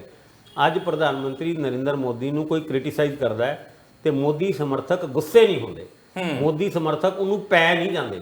ਜਿਸ ਤਰੀਕੇ ਨਾਲ ਪਹਿਲੇ ਸੋਸ਼ਲ ਮੀਡੀਆ ਦੇ ਉੱਤੇ ਤੁਸੀਂ ਮੋਦੀ ਸਾਹਿਬ ਦੇ ਬਾਰੇ 'ਚ ਕੁਝ ਜਰਾ ਜਿਹਾ ਲਿਖ ਦਿਓ ਤੇ ਤੁਹਾਨੂੰ ਇੱਕ ਟ੍ਰੋਲ ਆਰਮੀ ਪਿੱਛੇ ਪੈ ਜਾਂਦੀ ਸੀ, ਟ੍ਰੋਲ ਆਰਮੀ ਪਿੱਛੇ ਪੈ ਜਾਂਦੀ ਸੀ। ਇਹ ਹਾਲਾਤ ਕਿਉਂ ਚੇਂਜ ਨੇ? ਕਿ ਉਹ ਆਰਮੀ ਨਿਕਲ ਗਈ, ਕਿ ਉਹ ਆਰਮੀ ਕੱਢ ਦਿੱਤੀ ਬੀਜੇਪੀ ਨੇ? ਨਹੀਂ। ਹੁਣ ਮੈਨੂੰ ਇਹ ਲੱਗਦਾ ਹੈ ਕਿ ਇੱਕ ਸਟ੍ਰੈਟਜੀ ਬਣਾਉਣ ਵਾਸਤੇ ਬਹੁਤ ਜ਼ਰੂਰੀ ਹੈ ਕਿ ਆਪੋਜੀਸ਼ਨ ਨੂੰ ਵੀ ਉਹ ਤਵੱਜੋ ਦੇਣਾ ਔਰ ਤੁਹਾਨੂੰ ਅੱਜ ਦੁਸ਼ਮਣ ਵੀ ਤਲਾਸ਼ ਕਰਨੇ ਪੈਣੇ ਆ।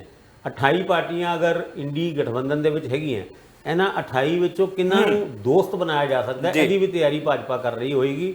ਔਰ ਐਤਕੀ 2024 ਦੇ ਲੋਕ ਸਭਾ ਇਲੈਕਸ਼ਨ ਬੜੀ ਗਹਿਮਾ ਗਹਿਮੀ ਵਾਲੇ ਹੋ ਸਕਦੇ ਨੇ ਔਰ ਜੇ ਪ੍ਰਧਾਨ ਮੰਤਰੀ ਨਰਿੰਦਰ ਮੋਦੀ ਉਹਨਾਂ ਨੂੰ ਇਸ ਇਲੈਕਸ਼ਨ ਦੇ ਵਿੱਚ ਜਿੱਤ ਪ੍ਰਾਪਤ ਹੁੰਦੀ ਹੈ ਤੇ ਉਹ ਇੱਕ ਅਨਡਿਸਪਿਊਟਡ ਲੀਡਰ ਵਜੋਂ ਭਾਰਤ ਦੇ ਵਿੱਚ ਐਸਟੈਬਲਿਸ਼ ਹੋ ਜਾਣਗੇ ਔਰ ਨੌਨ ਕਾਂਗਰਸ ਵਾਲੇ ਪ੍ਰਧਾਨ ਮੰਤਰੀ ਔਰ ਇੰਨੀ ਦੇਰ ਤੱਕ ਬਣੇ ਜਾਣ ਵਾਲੇ ਪ੍ਰਧਾਨ ਮੰਤਰੀ ਉਹ ਇੱਕ ਦੂਜੇ ਪ੍ਰਧਾਨ ਮੰਤਰੀ ਹੋਣਗੇ ਕਾਂਗਰਸ ਦੀ ਇੰਦਰਾ ਗਾਂਧੀ ਜਾਂ ਜਵਾਹਰ ਲਾਲ ਨਹਿਰੂ ਤੋਂ ਬਾਅਦ। ਇਹ ਹੁਣ ਇੱਕ ਬੜੀ ਅਜੀਬ ਜਿਹੀ ਸਥਿਤੀ ਬਣੀ ਹੋਈ ਹੈ। ਪੰਜਾਬ ਦੇ ਵਿੱਚ ਭਾਵੇਂ ਭਾਜਪਾ ਦੀ ਦਾਲ ਨਾ ਗਲ ਰਹੀ ਹੋਏ, ਕਈ ਸੂਬਿਆਂ ਦੇ ਵਿੱਚ ਉਹਨਾਂ ਦੀ ਦਾਲ ਆਲਰੇਡੀ ਗਲ ਚੁੱਕੀ ਹੈ ਔਰ ਜਦ ਭਾਜਪਾ ਦੀ 2 ਸੀਟਾਂ ਹੁੰਦੀ ਸੀ ਤਦ ਇਹ ਮੰਨਿਆ ਜਾਂਦਾ ਸੀ ਕਿ ਭਾਜਪਾ ਆਪਣੇ ਬਲਬੂਤੇ ਦੇ ਉੱਤੇ ਪੂਰੇ ਭਾਰਤ ਵਰਸ਼ ਦੇ ਵਿੱਚ ਮੈਜੋਰਿਟੀ ਨਹੀਂ ਲਿਆ ਸਕਦੀ। ਕਾਰਨ ਕਿ ਮੁਸਲਮਾਨ ਵੋਟਰ, ਮੁਸਲਮਾਨ ਡੋਮੀਨੇਟਡ ਕੌਂਸਟੀਟਿਊਐਂਸੀ ਦੇ ਵਿੱਚ ਭਾਜਪਾ ਨੂੰ ਨੁਕਸਾਨ ਹੋਏਗਾ, ਇਹ ਗੱਲ ਦੀਵਾਰ ਤੇ ਲਿਖੀ ਹੋਈ ਹੈ। ਪਰ ਉਸ ਤੋਂ ਬਾਵਜੂਦ ਵੀ ਇੰਨੀ ਵੱਡੀ ਮੈਜੋਰਿਟੀ ਅਗਰ ਭਾਜਪਾ ਲਿਆਉਣ ਦੇ ਵਿੱਚ ਕਾਮਯਾਬ ਹੋ ਜਾਂਦੀ ਹੈ ਤੇ ਇਹ ਉਹਦੀ ਜਿੱਤ ਨਹੀਂ ਤੇ ਹੋਰ ਕੀ ਹੈ। ਤੁਸੀਂ ਕਿ ਭਾਜਪਾ ਦੀ ਕਈ ਸੂਬਿਆਂ ਦੇ ਵਿੱਚ ਦਾਲ ਗਲਦੀ ਨਜ਼ਰ ਆਉਂਦੀ, ਤੁਸੀਂ ਦਾਲ ਦੀ ਗੱਲ ਕਰਦੇ ਹੋ, ਮੈਂ ਤਾਂ ਕਹਿੰਦਾ ਕਿ ਕੋਕੜੂ ਵੀ ਗਾਲ ਦਿੰਦੀ ਆ ਭਾਜਪਾ ਨੂੰ। ਇੰਨਾ ਕੁ ਨਜ਼ਰ ਆਉਂਦਾ ਹੈ ਕਿ ਵਿੱਚ ਕੋਕੜੂ ਵੀ ਨਹੀਂ ਕੋਈ ਰਹਿਣ ਦੇਣਾ, ਕਿਉਂਕਿ ਜਿੱਥੇ ਸਰਕਾਰ ਨਹੀਂ ਵੀ ਬਣਦੀ, ਜਿੱਥੇ ਦਾਲ ਨਹੀਂ ਵੀ ਗਲਦੀ, ਉੱਥੇ ਲੱਲਾ ਭੱਬਾ ਕਰਕੇ ਸਰਕਾਰ ਬਣਾ ਲੈਂਦੇ ਆ, ਭਾਵੇਂ ਜਿਵੇਂ ਵੀ ਬਣਾਉਣ। ਪਰ ਸਭ ਤੋਂ ਵੱਡੀ ਸਮੱਸਿਆ ਇਹ ਵੀ ਹੈ ਕਿ ਕੁਝ ਚਰਚਾਵਾਂ ਭਾਜਪਾ ਦੇ ਅੰਦਰ ਵੀ ਹੈਗੀਆਂ, ਜਿਹੜੀ ਇੰਟਰਨਲ ਪੋਲਿਟਿਕਸ ਚੱਲਦੀ ਹੈ। PM ਦਾ ਕੈਂਡੀਡੇਟ ਅਗਲਾ ਕੌਣ ਹੋਵੇ? ਨਿਤਿਨ ਗਡਕਰੀ ਹੋਵੇ, ਯੋਗੀ ਆਦਿੱਤਿਆਨਾਥ ਹੋਣੀ ਹੋਣ, ਰਾਜਨਾਥ ਹੋਰੀ ਹੋਣ ਜਾਂ ਫਿਰ ਪ੍ਰਧਾਨ ਮੰਤਰੀ ਨਰਿੰਦਰ ਮੋਦੀ ਹੋਰੀ ਹੋਣ। ਇਹ 4 ਨਾਮਾਂ ਦਾ ਵੀ ਇੱਕ ਆਪਣਾ ਔਰਾ ਆਲੇ ਦੁਆਲੇ ਬੋਲਦਾ ਤੁਹਾਨੂੰ ਨਜ਼ਰ ਆਏਗਾ।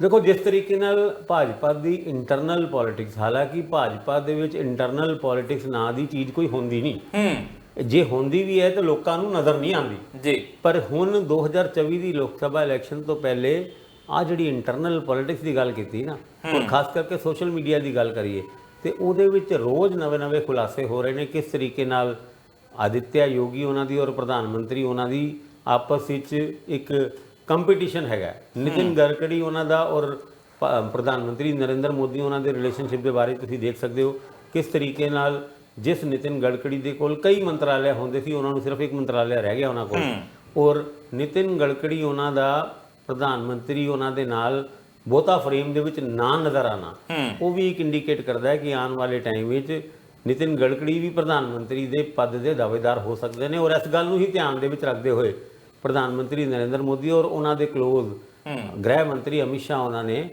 ਨਿਤਿਨ ਗਡਕਰੀ ਉਹਨਾਂ ਦਾ ਸੈਂਟਰਲ ਪਾਰਲੀਮੈਂਟਰੀ ਬੋਰਡ ਤੋਂ ਕੱਢਿਆ ਜਾਣਾ, ਸ਼ਿਵਰਾਜ ਚੌਹਾਨ ਉਹਨਾਂ ਦਾ ਸੈਂਟਰਲ ਪਾਰਲੀਮੈਂਟਰੀ ਬੋਰਡ ਤੋਂ ਕੱਢਿਆ ਜਾਣਾ ਔਰ ਆਦਿੱਤਿਆਨਾਥ ਯੋਗੀ ਉਹਨਾਂ ਨੂੰ ਬਹੁਤੀ ਤਵੱਜੋ ਨਾ ਦੇਣਾ, ਇਹ ਸਾਰੀ ਗੱਲਾਂ ਇੱਕ ਤਰਫ ਤੇ ਇੰਡੀਕੇਟ ਕਰ ਰਹੀ ਹੈ ਕਿ ਭਾਰਤੀ ਜਨਤਾ ਪਾਰਟੀ ਦੇ ਅੰਦਰ ਖਾਤੇ ਅੱਗ ਲੱਗ ਚੁੱਕੀ ਹੈ, ਧੂਆਂ ਵੀ ਨਜ਼ਰ ਆਉਣਾ ਸ਼ੁਰੂ ਹੋ ਗਿਆ।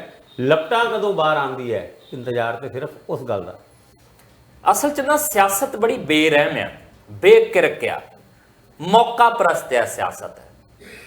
ਤਾਕਤਵਰ ਹੋ ਕੇ ਪ੍ਰਧਾਨ ਮੰਤਰੀ ਨਰਿੰਦਰ ਮੋਦੀ ਹੋਰਾਂ ਨੇ ਜਿੱਥੇ ਜਿੱਥੇ ਆਪਣੀ ਤਾਕਤ ਦਾ ਇਸਤੇਮਾਲ ਕੀਤਾ ਹੋਵੇਗਾ, ਭਾਵੇਂ ਠੀਕ ਤਰੀਕੇ ਨਾਲ ਕੀਤਾ ਹੋਵੇ, ਭਾਵੇਂ ਉਹਨਾਂ ਨੂੰ ਲੱਗਾ ਹੋਵੇਗਾ ਕਿ ਆਹ ਬੰਦਾ ਕੈਪੇਬਲ ਨਹੀਂ, ਆਪਾਂ ਇਹਨੂੰ ਹਟਾ ਕੇ ਇਹਨੂੰ ਅੱਗੇ ਲੈ ਆਉਂਦੇ ਆ, ਤੇ ਜਿਹਨੂੰ ਹਟਾਇਆ ਹੋਏਗਾ, ਜਿਹਦਾ ਜਦੋਂ ਦਾ ਲੱਗੇਗਾ ਉਹ ਆਪਣੀ ਮਾਰ ਮਾਰੇਗਾ। ਇਹ ਚਿੰਤਾ ਇਸ ਵੇਲੇ ਬਹੁਤ ਵੱਡੇ ਪੱਧਰ ਤੇ, ਔਰ ਕਈ ਇਦਾਂ ਦੇ ਲੀਡਰ ਨੇ ਵਸੁੰਧਰਾ ਰਾਜੇ ਨੂੰ ਜੇ ਕਿਨਾਰੇ ਤੇ ਕੀਤਾ ਗਿਆ, ਕੀ ਮੌਕਾ ਮਿਲੇਗਾ ਤੇ ਵਸੁੰਧਰਾ ਰਾਜੇ ਨਹੀਂ ਆਪਣਾ ਦਾ ਖੇਡੇਗੀ?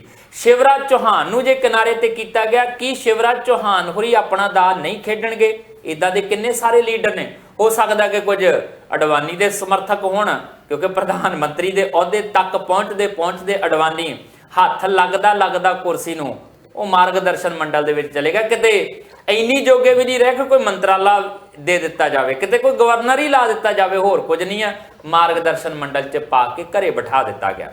ਬੜੇ ਸਾਰੇ ਇਦਾਂ ਦੇ ਨੇ ਕਿ ਉਹ ਕੁਝ ਕਰਨਗੇ। ਨਿਰਭਰ ਇਸ ਗੱਲ ਤੇ ਕਰਦਾ ਕਿ 24 ਦੀਆਂ ਚੋਣਾਂ ਤੱਕ ਪ੍ਰਧਾਨ ਮੰਤਰੀ ਨਰਿੰਦਰ ਮੋਦੀ ਹੋਰਾਂ ਦੀ ਪਕੜ ਕਿੰਨੀ ਮਜ਼ਬੂਤ ਰਹਿੰਦੀ ਹੈ। ਜੇ ਤਾਂ ਆਹੀ ਹਾਲਾਤ ਰਹਿੰਦੇ ਆ ਤਗੜੇ ਹੋ ਕੇ ਤਾਂ ਤਮਾਮ ਜਿਹੜੀਆਂ ਬਗਾਵਤਾਂ ਆ ਉਹ ਦੱਬੀਆਂ ਜਾਣਗੀਆਂ। ਪਰ ਜੇ ਕਿਤੇ ਜ਼ਰਾ ਜਿੰਨੀ ਵੀ ਢਿੱਲ ਮਿਲਦੀ ਨਜ਼ਰ ਆਈ ਨਾ ਕਿ ਹੁਣ ਨਾਮ ਨਹੀਂ ਚੱਲ ਰਿਹਾ, ਮੋਦੀ ਬ੍ਰਾਂਡ ਨਹੀਂ ਚੱਲ ਰਿਹਾ, ਤਾਂ ਫਿਰ ਵਿਰੋਧੀਆਂ ਨੇ ਤਾਂ ਜੋ ਕਰਨਾ ਸੋ ਕਰਨਾ ਹੀ ਕਰਨਾ। ਭਾਜਪਾ ਦੇ ਅੰਦਰ ਬੜਾ ਕੋਤੂਹਲ ਮਚਣ ਦੀ ਸੰਭਾਵਨਾ ਜਤਾਈ ਜਾ ਰਹੀ ਹੈ। ਫਿਲਹਾਲ ਦੇਖਦੇ ਹਾਂ ਕੀ ਕੁਝ ਹੁੰਦਾ ਹੈ, ਪਰ ਆਪਣੇ ਜਸਵੀਰ ਨੂੰ ਦਿਓ ਇਜਾਜ਼ਤ। ਦੇਖਦੇ ਰਹੋ ਟੀਵੀ ਪੰਜਾਬ।